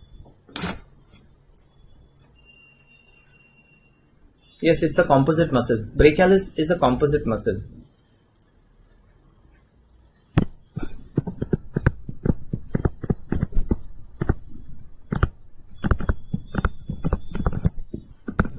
Coracobrachialis. Origin. Coracoid process. Following. That means on coracoid process is related to three muscles. Three muscles it is related to. Origin of short head of biceps brachii, coracobrachialis, insertion of pectoralis minor. Clear?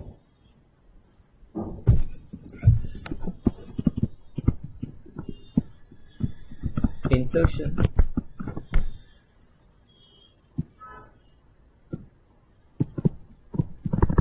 Medial aspect of middle half of G flex.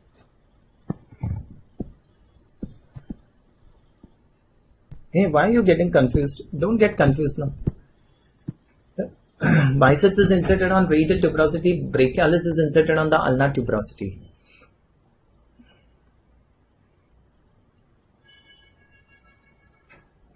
Seventh intersegmental, seventh.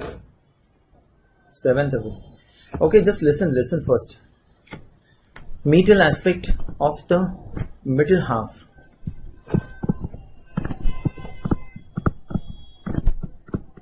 Medial aspect of the middle half of shaft of the humerus.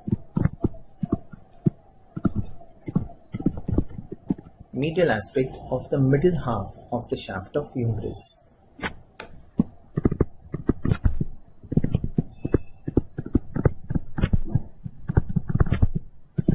Musculocutaneous nerve.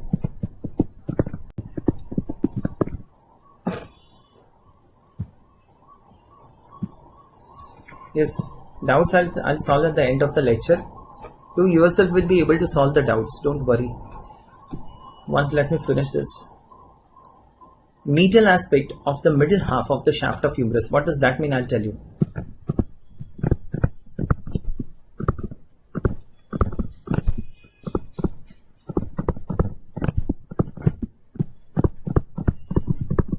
Weak flexor of the shoulder joint. I'll explain this. I'm not holding this. I'll explain you.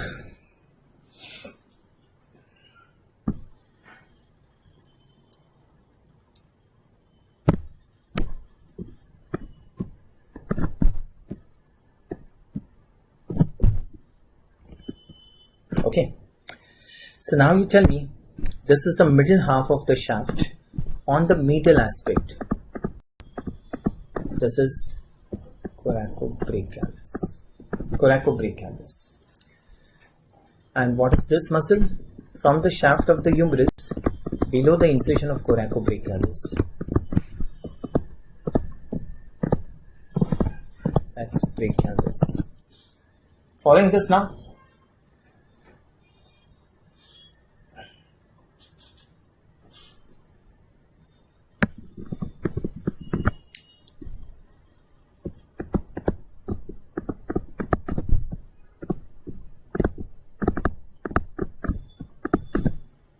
That's it. Clear now? Okay.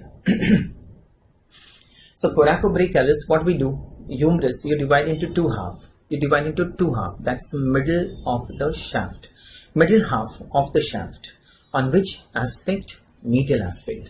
Middle half of the shaft on the medial aspect is coracobrachialis. And where the coracobrachialis gets inserted, below that is the origin of brachialis.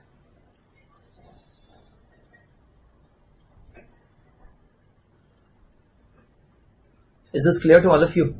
Yes? You understand this, you will understand Erb's paralysis then.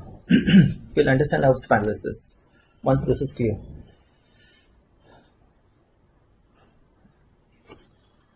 Okay.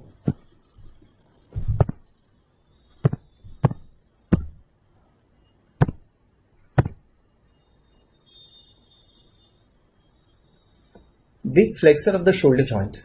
Means coracobrachialis is a very short muscle, begins from the coracoid process, inserts on the humerus. So it is a very short muscle, it just does flexion at the elbow joint. But it's a very weak flexor of the shoulder joint. It's a very weak flexor. Okay, which are the main flexors of the shoulder joint? Specific, see, everything that I'm telling you is important. Okay, so just try to understand. It's a weak flexor of the shoulder joint. Specifically, I've told you this. Because MCQ comes like this, if the musculocutaneous nerve is injured, which movement at the shoulder is not affected? If the musculocutaneous nerve is injured, which movement at the shoulder is not affected? Your answer would be flexion.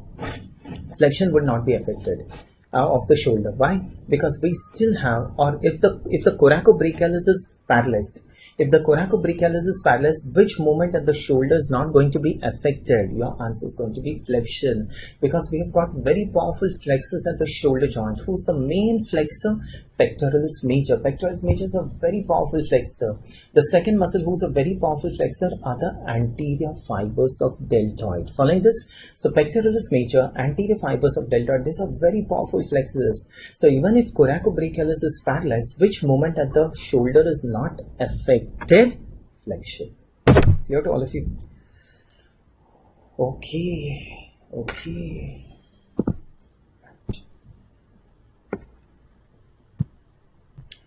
Yes.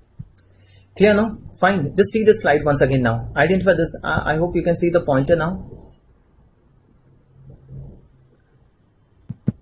Can you see the pointer now? Okay. Look, what is this muscle?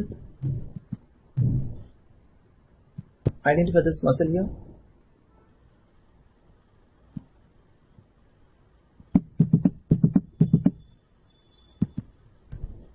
Yes, very good.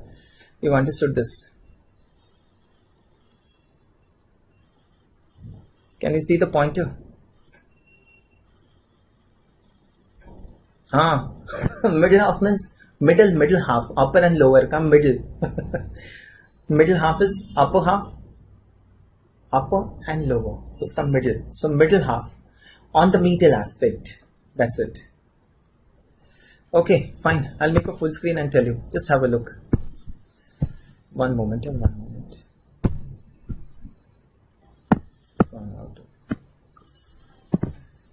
Okay, look. This muscle is biceps brachii. This is biceps brachii. Fine. This is biceps brachii. I'm showing you like this. This is the long head. That's the short head of biceps brachii. You'll be able to see like this.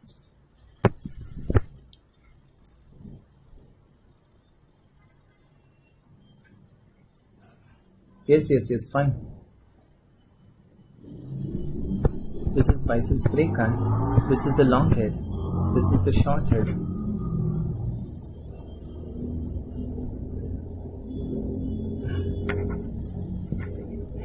Okay, fine. Just wait.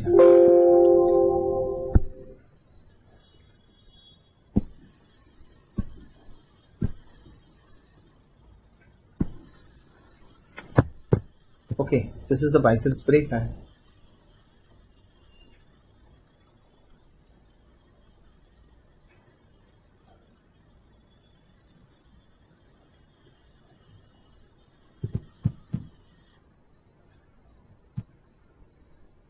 This is the long head.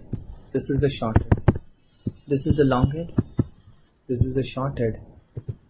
Inserted on the radial tuberosity, you reflect the biceps brachii, and that's the brachialis. This is the brachialis, and that's the coracobrachialis. Okay.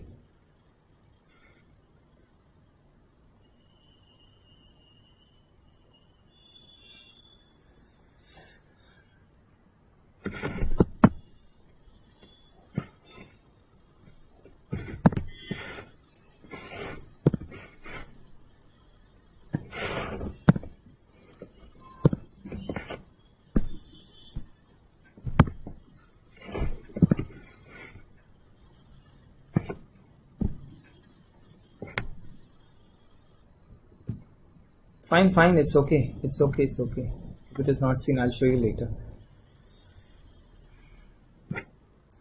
Okay, fine. Now we'll start with the musculocutaneous nerve. Starting with musculocutaneous nerve. I should be able to finish. I'll do something for the pointer in the break. Okay, starting with musculocutaneous. I should be able to finish upper limb and general embryology today. Musculocutaneous nerve. Okay, this is a very important MCQ. Chalo, start fast. Musculocutaneous nerve, one branch of, fast to write, branch of lateral cord. Branch of lateral cord. Second, present on lateral aspect of, present on the lateral aspect of third part of axillary artery.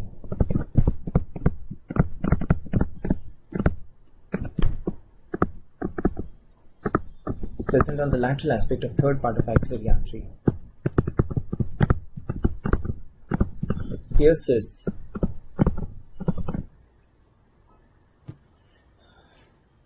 pierces the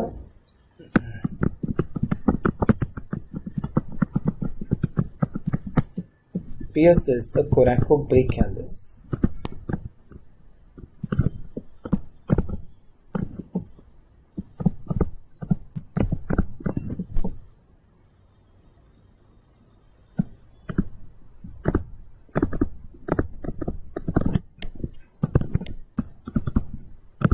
Okay, don't sit and talk, just write this down fast. Pierces the coracobrachialis.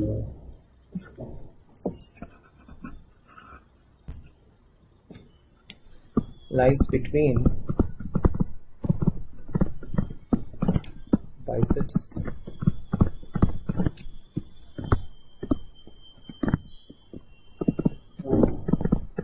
and brachialis.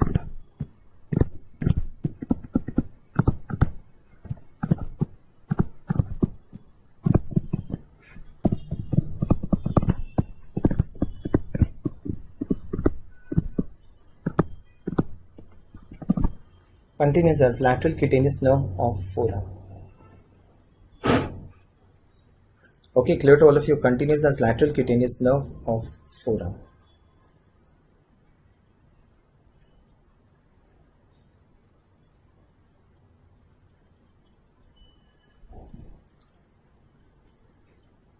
I have written the action of coracobrachialis. Clear to all of you? Okay, so that completes the arm. Now, understand this. Clear to all of you? Understand now, Erb's paralysis, another very important MCQ.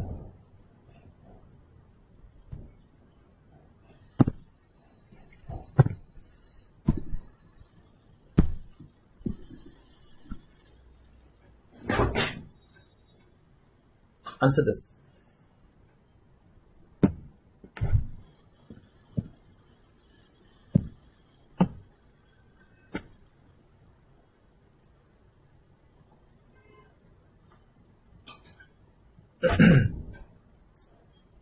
Look, now I'm telling you, just see this. We'll start. Look at the slide fast.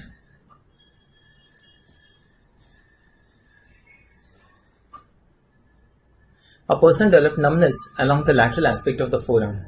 A cutaneous nerve affected is a branch of here musculocutaneous nerve. Musculocutaneous nerve. Okay. Fine. See this now. This is Erb's paralysis. Erb's paralysis. We start with Erb's paralysis. Understand this.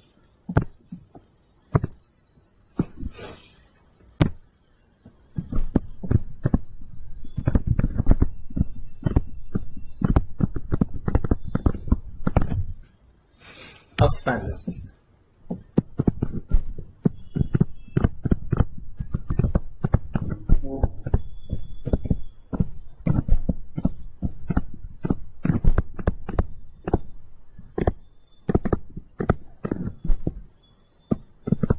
Injury to the upper trunk of brachial plexus.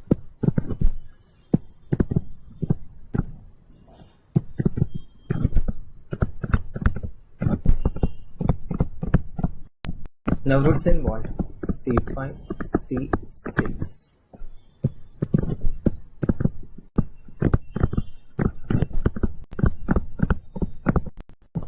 Nerves involved. Okay, this is very important. Just try to concentrate.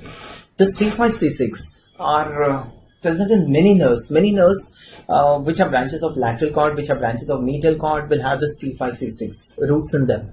But remember, this C5, C6 is mainly concentrated in 4 nerves.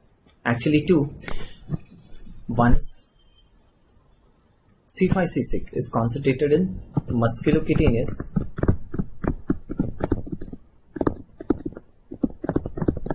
axillary. The main concentration of C5, C6 is musculocutaneous nerve, axillary nerve. And you remember those 2 nerves which arise from the upper trunk of the brachial plexus. Those 2 nerves arising from the upper trunk. One is suprascapular and nerve 2, subclavius. Nerve 2, subclavius. this. Okay. I don't have any microphone, my child. I don't have microphone. I don't have any microphone. I'll tell the staff to reduce the voice. I don't have any microphone. Okay. So, Erb's paralysis, injury to the upper trunk. Fine. Nerve roots involved C5, C6. And this C5, C6 is mainly concentrated. Whereas C5, C6 is present in many nerves, but two main nerves have C5, C6. One is musculocutaneous nerve, second is axillary nerve. Plus, the two nerves which arises from the upper trunk of the brachial plexus. One is the suprascapular and the second one is the nerve to subclavius. Okay. So, these four nerves will have a major concentration of C5, C6 in it. Okay. Now,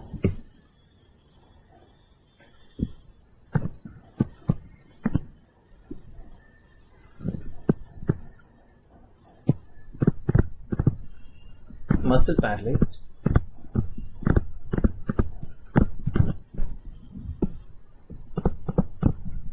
Effect of lesion.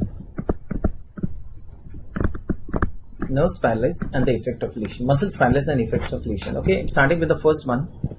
See, this is so nice. Just understand this axillary nerve. Okay, look. Axillary nerve involvement. So, which muscles are paralyzed? Muscles paralyzed, one is deltoid. So, tell me now. Deltoid is paralyzed. Effect of lesion or movement of upper limb or position of upper limb. Okay, you can write effects of lesion or position of upper limb.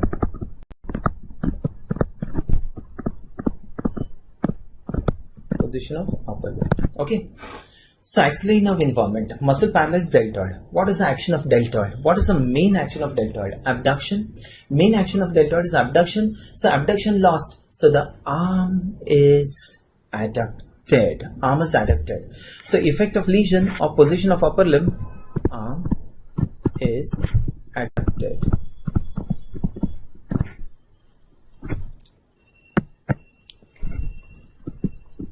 Arm is adducted. Second muscle supplied by axillary nerve, teres minor. You remember what was the action of teres minor? Chalo bolo fast. What was the action of teres minor? Teres minor, teres minor, teres minor. Is present on the posterior aspect of the shoulder joint. An action of teres minor was lateral rotation. So lateral rotation is lost. So the arm is medially rotated. Okay. So arm is medially rotated.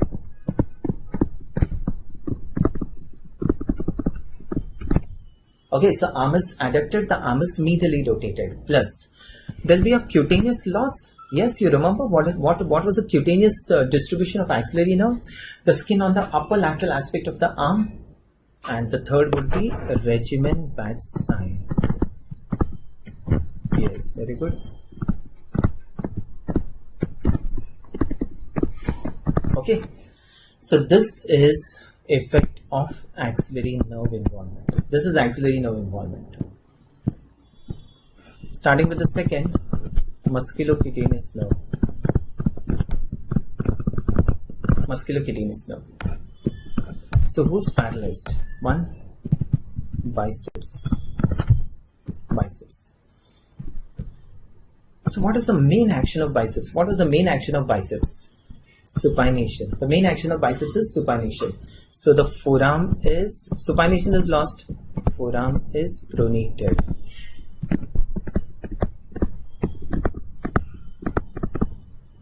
Forearm is pronated. Clear? Second, brachialis. Brachialis. Now brachialis, which is supplied by musculocutaneous nerve C5, C6. The medial half of brachialis will be paralyzed. The lateral half will be intact. So forearm is extended. Forearm is extended. Plus loss of sensations on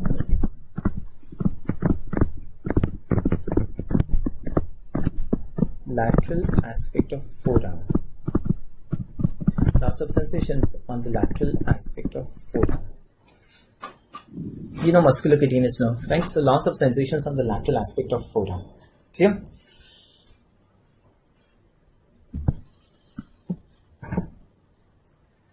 The third nerve involved,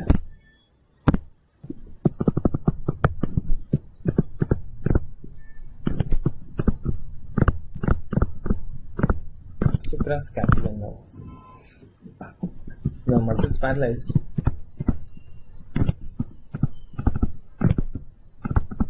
Supraspinatus. You know what is the action of supraspinatus? Supraspinatus causes abduction. So arm is adducted.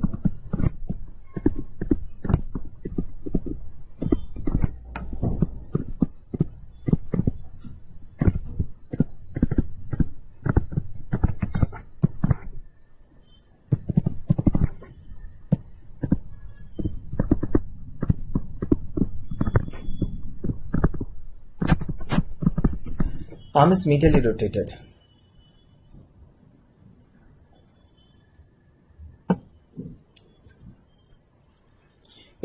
Lateral or medial aspect क्या है? Infraspinatus causes what? Lateral rotation. No? So the arm is medially rotated. You are not writing actions of muscles. You are writing effects of paralysis of muscle. No? Remember, effects of paralysis of muscle. So supraspinatus is paralyzed. So arm is medial aspect of forearm. What medial aspect? Musculocutaneous nerve continues as lateral aspect, no?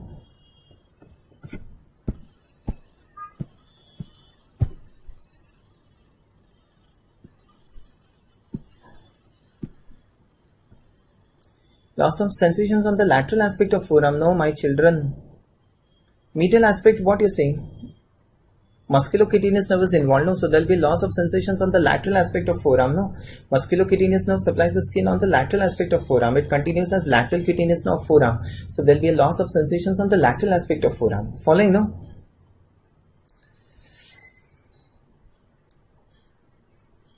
Clear? And the last. So medial half, yes, medial half of brachialis is paralyzed. That's right. Medial half of brachialis is paralyzed. And the last one is nerve to subclavius. Nerve to subclavius.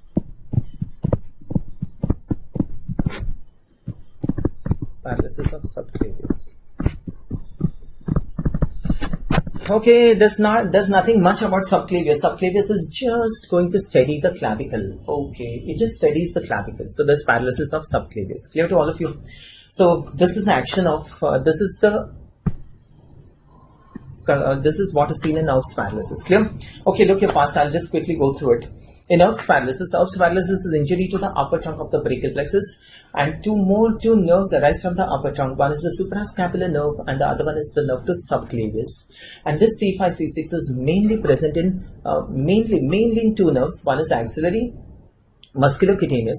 In addition, the suprascapular and the nerve to subclavius. Okay, so now you know what is the axillary nerve supplies. Those muscles would be paralyzed, and because those muscles would be paralyzed, their action is lost. So you'll have a opposite action of that. Okay, so how is the position of the arm? The arm is adducted, arm is medially rotated. Okay, so arm is adducted, arm is medially rotated, the forearm is extended, the forearm is pronated, and there's a loss of sensations on the upper lateral aspect of the arm. There's a loss of sensations on the lateral aspect of the forearm. And when the arm and forearm is like this, the fingers becomes like this. We do not know exactly why the fingers becomes like this, but this is what we call as the policeman tip hand or the porter's tip hand, right? Yes, so that C5C6 part of radial nerve is involved. Whoever contains C5C6 now, everyone is involved, but mainly this four nerves are involved. Okay, it's okay. Don't just try to listen. See this. Answer this MCQ.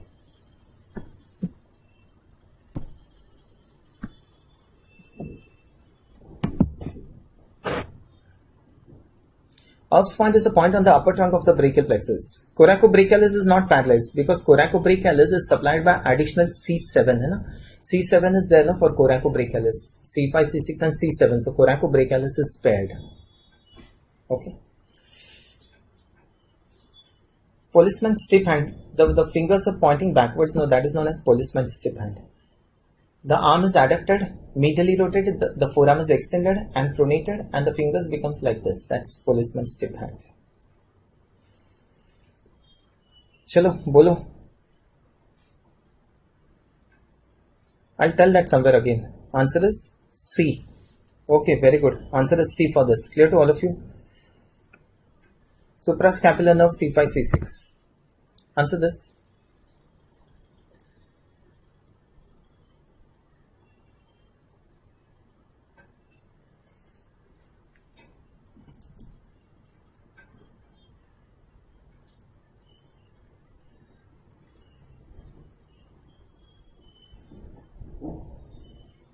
Yes, I'm speeding up.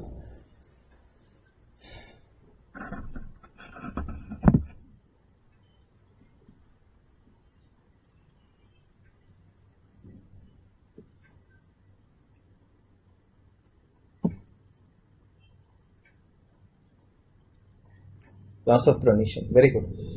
So there will be loss of supination. Loss of supination. Identify this now.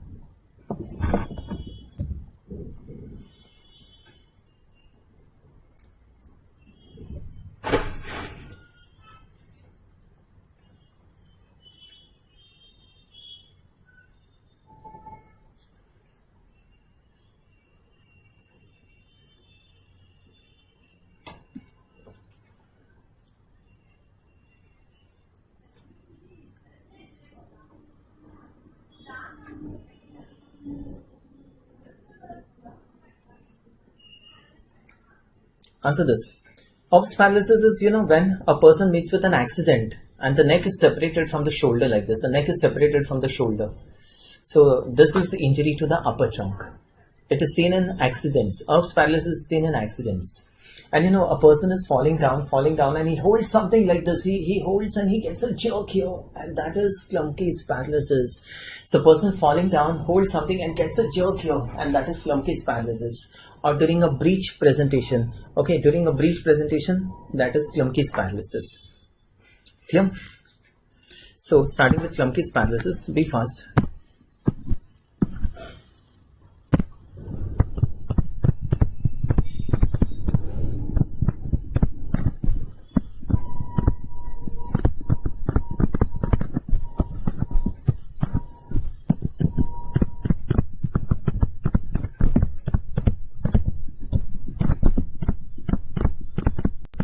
Injury to the lower trunk.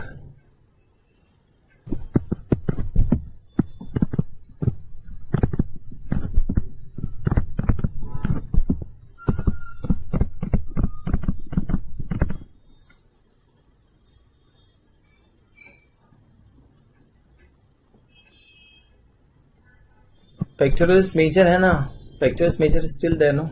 For flexion. Deltoid is there for flexion.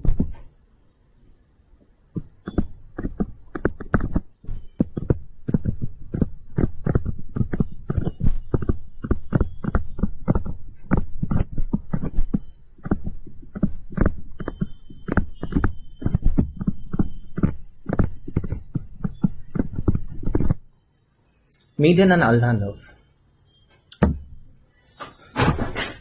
I'll tell you claw hand and all. Just be with me. Don't ask other questions. Everything will be cleared. You just be with me. Okay, so what is Klumpke's paralysis? Injury to the lower trunk of the brachial plexus. Which roots are involved? C8 and T1. And this C8 and T1 are mainly present in two nerves, the medial nerve and ulnar nerve. Medial nerve and ulnar nerve. And what? This medial and ulnar nerve supplies the small muscles of the hand. We call this as the intrinsic muscles of the hand. And when these small muscles of the hand are paralyzed, we get this. This is known as the claw hand. Claw hand, okay? So claw hand is seen in Klumpke's paralysis. Claw hand is seen in Klumpke's paralysis.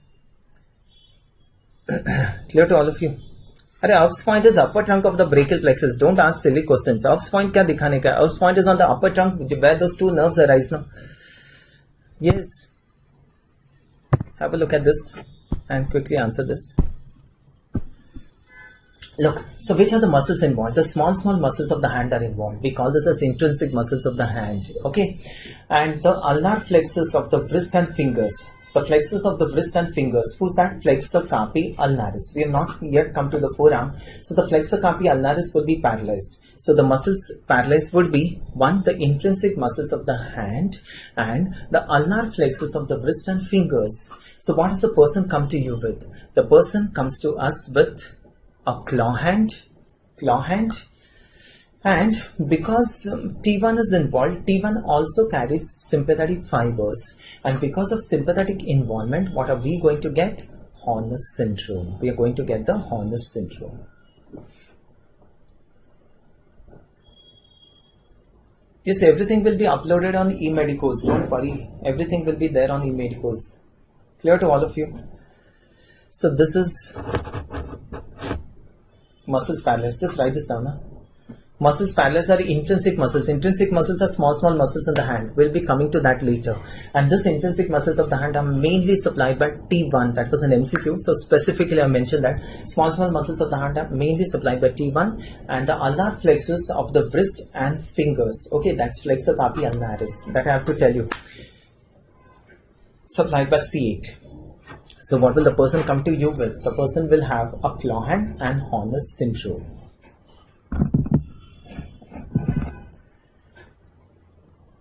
Is this clear to all of you? Yes, clear to all of you till here. I've finished with the arm. Till the arm I've done.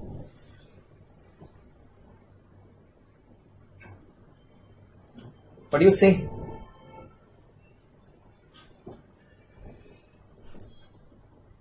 Yes. See, again I'm telling you, everyone which has C5, C6 are involved. Everyone who's having C5, C6, they're involved. But mainly those four nerves. Mainly four nerves are involved. Rest, everyone will also be involved. Horner's syndrome, I have to tell you. Involvement of cervical sympathetics, okay, because T1 carries sympathetic fibers. Now the sympathetic nervous system will be discussing later in head and neck. So just understand for now, Horner's syndrome. Involvement of cervical sympathetics, they are present in T1, C5 to T1, and the T1 carries sympathetic fibers, and that is why we get Horner's syndrome. Clear to all of you? Okay. Horner's is because of cervical sympathetic involvement. Are it triceps, my child? We discussing front of the arm, back of the arm abhi baki hai. Okay.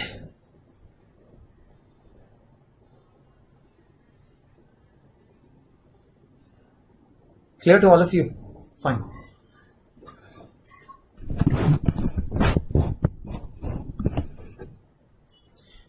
Horner's syndrome is cervical involvement, sympathetic involvement. Don't ask again. How claw hand and all, everything you'll understand. Just wait. Okay.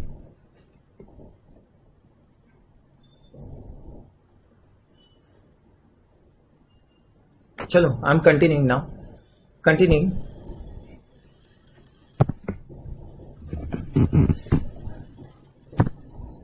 Don't keep on asking questions. I'll be explaining everything, starting with the forearm.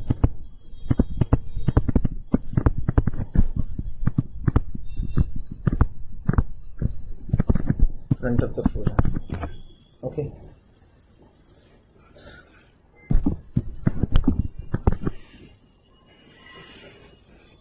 Okay, starting with front of the forearm. Muscles in the forearm are divided into three sets. One, superficial set.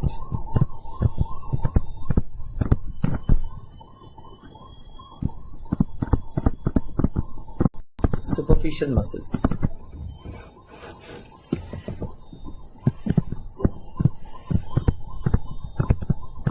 Pronator teres. Just write this down first, then I'll show you the slides. Pronator teres, second. Flexor carpi radialis.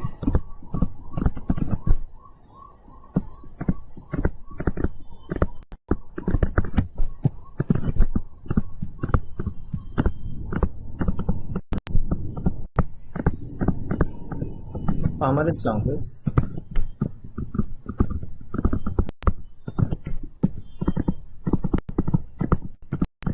Sympathetic nervous system, I have to explain you will understand later.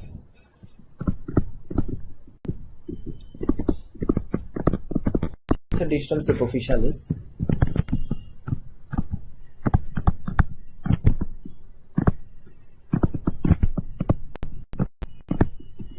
Flexor ulnaris. So superficial muscles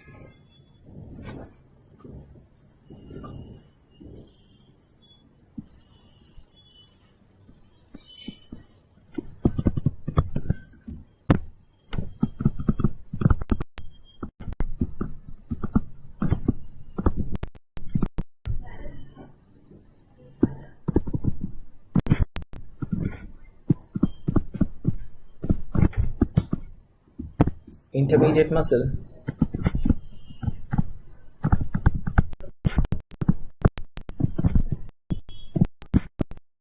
flexor pollicis longus,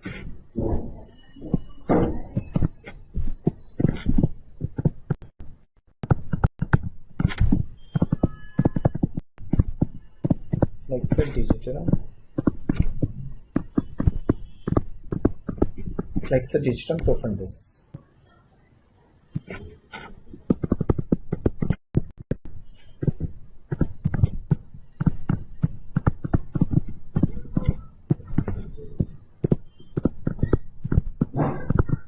Pronator quadratus.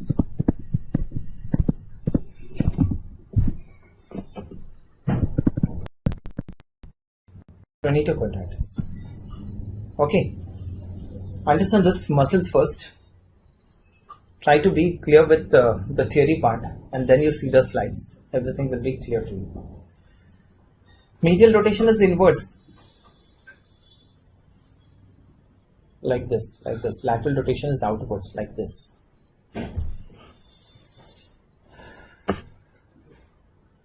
ये profundus है ना? That was superficialis. This is profundus. Pronator quadratus. Clear to all of you? So just understand the skeleton of the forearm. Superficial muscles, intermediate muscles, deep muscles. Okay, I'll make a slide for you.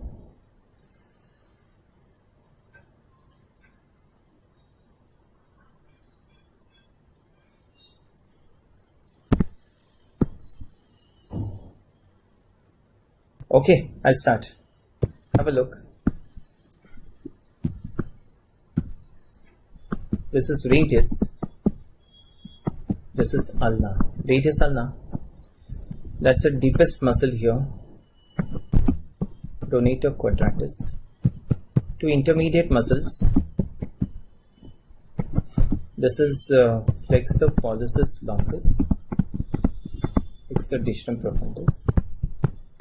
And 5 superficial muscles.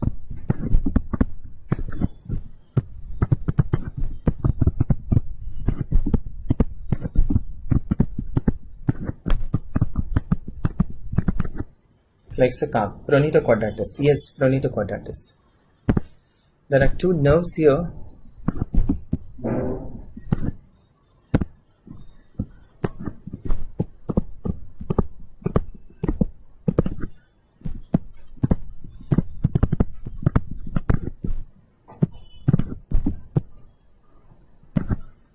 Ulnar nerve, median nerve.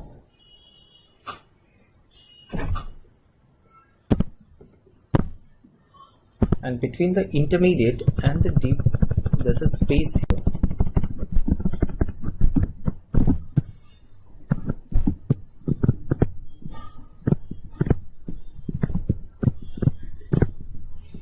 This is the forearm space of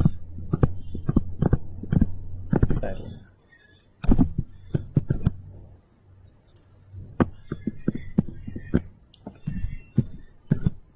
This is the forearm space of parallel.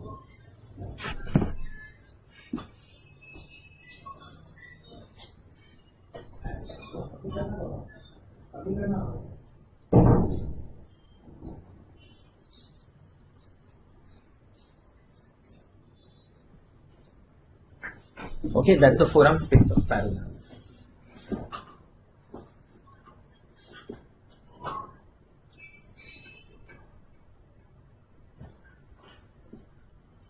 Clear to all of you? Okay, clear to all of you?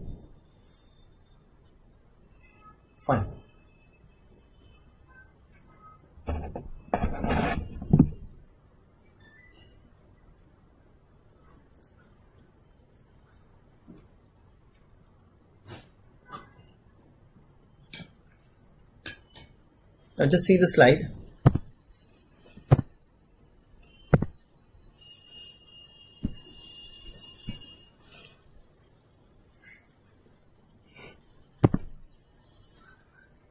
Right.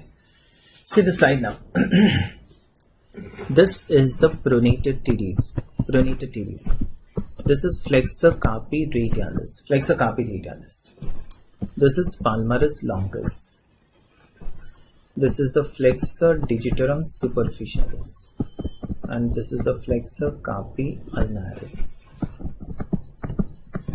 Flexor carpi ulnaris.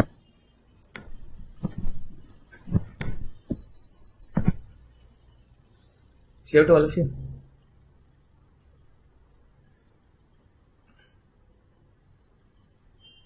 Palmaris longus. You can see now what I have written there.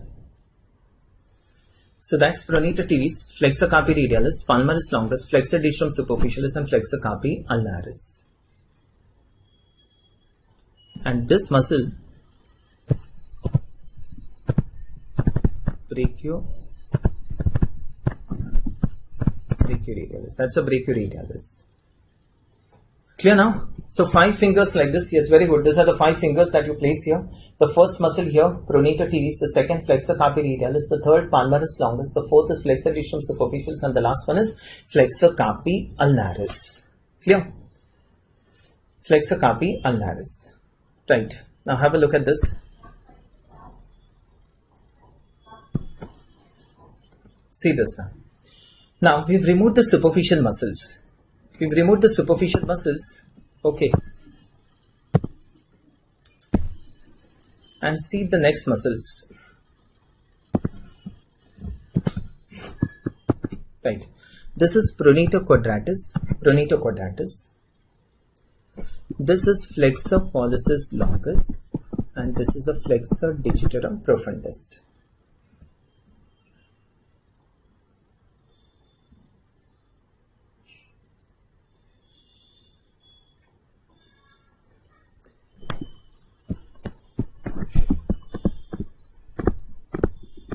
That's Landorf.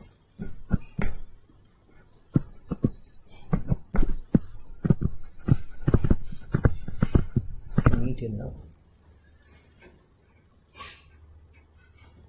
Clear now?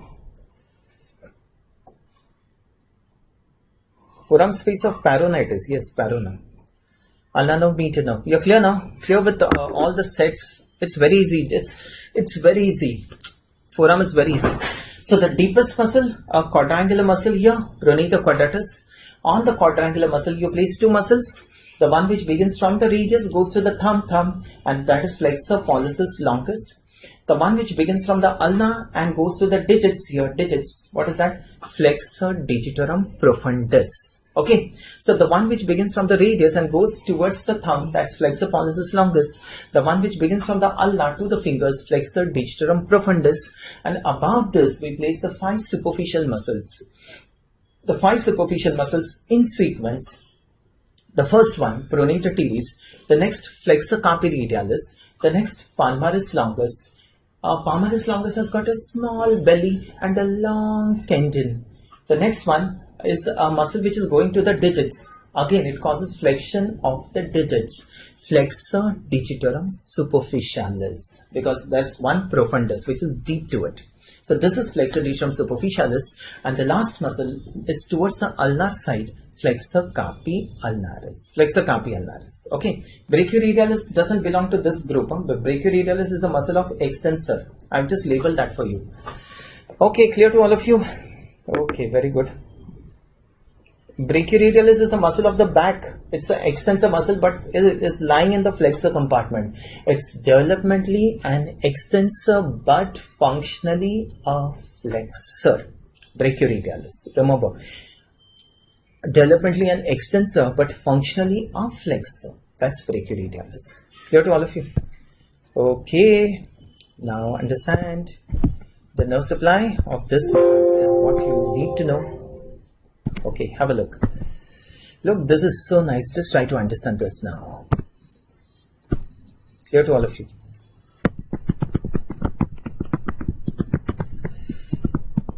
Now look, the nerve supply is so interesting, and this is very important for you. Now concentrate. Just 5-10 minutes, concentrate. I'm giving you a lunch break now. Ulnar nerve is lying below which muscle? Chill, fast. Ulnar nerve is lying below what? Below what? Flexor carpi ulnaris. And the ulnar nerve is lying on which muscle? It's lying on which muscle? The flexor digitorum profundus. Look, it's so easy. The ulnar nerve is lying below the flexor carpi ulnaris, and the ulnar nerve is lying on the flexor digitorum profundus. So ulnar nerve is going to supply these two muscles, a muscle below which it lies and a muscle on which it lies. So what is the ulnar nerve going to supply? It will supply the flexor carpi ulnaris and the flexor digitorum profundus. Am I clear? But there's always something like that. Ulnar nerve is medial. This is medial and this is lateral. Okay. So the ulnar nerve is lying below the flexor carpi ulnaris and on the profundus. So ulnar nerve will supply the flexor carpi ulnaris and the flexor digitorum profundus. But on the profundus, there are two nerves. There are two nerves which are lying on the profundus. One is the median nerve and one is the ulnar nerve. Now both the nerves are lying on the profundus, and both of them would want to supply the profundus. Because both of them are lying on the profundus, they would want to supply the profundus. So how will it supply? How will they supply? They divide it. Half off. This is so nice. So which half is the ulnar nerve going to supply? The medial half of profundus. Clear? Why? Because the ulnar nerve is lying on the medial side. So ulnar nerve will supply two muscles in the forearm. One, the flexor carpi ulnaris, and the medial half of flexor digitorum profundus. Clear to all of you? Don't draw anything, just wait. Now. Rest all the muscles would be supplied by whom? Median nerve. Rest all the muscles should be supplied by median nerve. But again, it's not like that. The median nerve supplies only the four superficial muscles. Only four superficial muscles the median nerve is going to supply. And after supplying these four muscles, the median nerve goes straight away to the hand. After supplying these four muscles, the median nerve straight away goes to the hand, because the median nerve has to supply many muscles in the hand. So median nerve in the forearm supplies only four muscles. Now who's left? The flexor pollicis longus, the pronator quadratus, and the lateral half of profundus. These three muscles are left. Ideally, who should have supplied it? Median nerve. Ideally, median nerve should have supplied, but the median nerve supplies only four muscles. And the median nerve, before it goes to the hand, it gives a deep branch. Okay. It gives a deep branch. And where do you have to search this branch? I want to search this branch. So what do I do? I remove all the muscles here.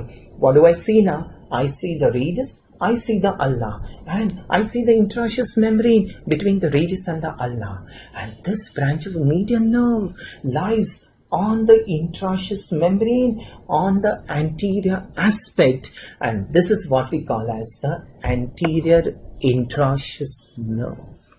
So anterior interosseous nerve is a deep branch of median nerve. And remember, what is the anterior interosseous nerve going to supply? These three muscles. Your concept should be very clear. Okay, so three muscles which are supplied by anterior interosseous nerve. This is it. Okay, anterior interosseous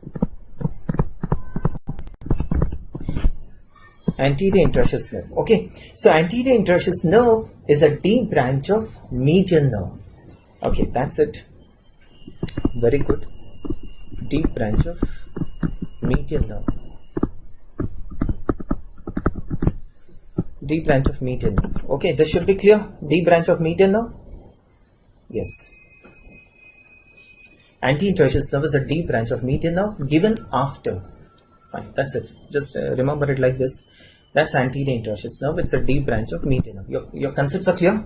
So this is very important. This is very important. If you understand this, you will understand the clinical correlation. You'll understand the paralysis of median nerve. You'll understand the paralysis of ulnar nerve. Okay? And you'll understand where these nerves are injured. Clear? Okay. Draw this. Finish this. Yes, yes. Draw this.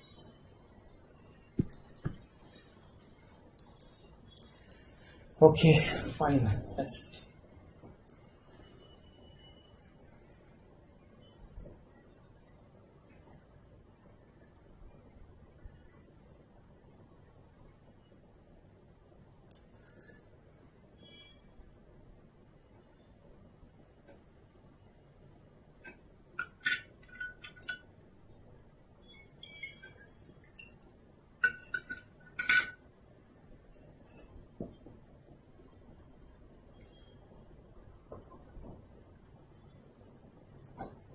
Okay.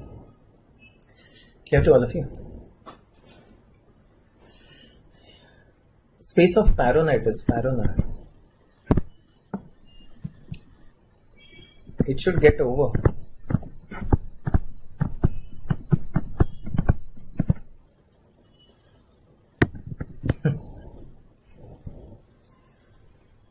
Okay, fine. To see the slide and tell me now quickly.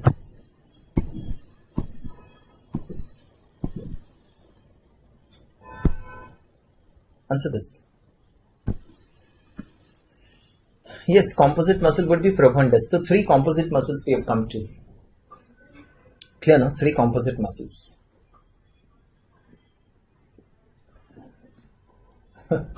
One is pectoralis major, second is brachialis, and third is flexor digitorum profundus. So I'll give you a list of composite muscles later. Answer this. See, until unless you are totally involved into the subject, I can't give my 100%, okay? You have to be totally engrossed into the subject to give a good understanding. Okay. Answer is C. Okay, fine. Answer this.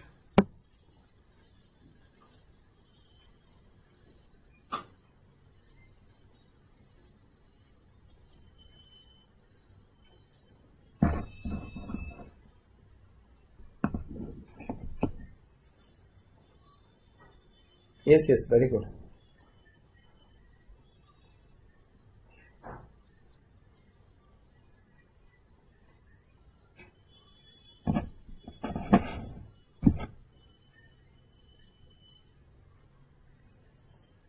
Okay, done. Answer this.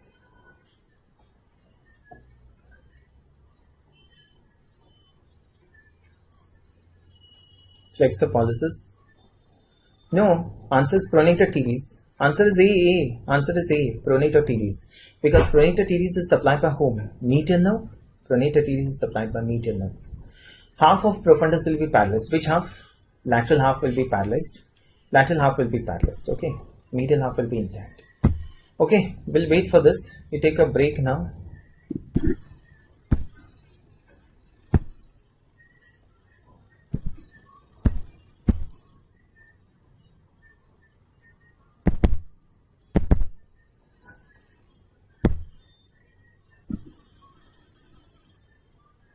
Okay, fine. You take a lunch break then.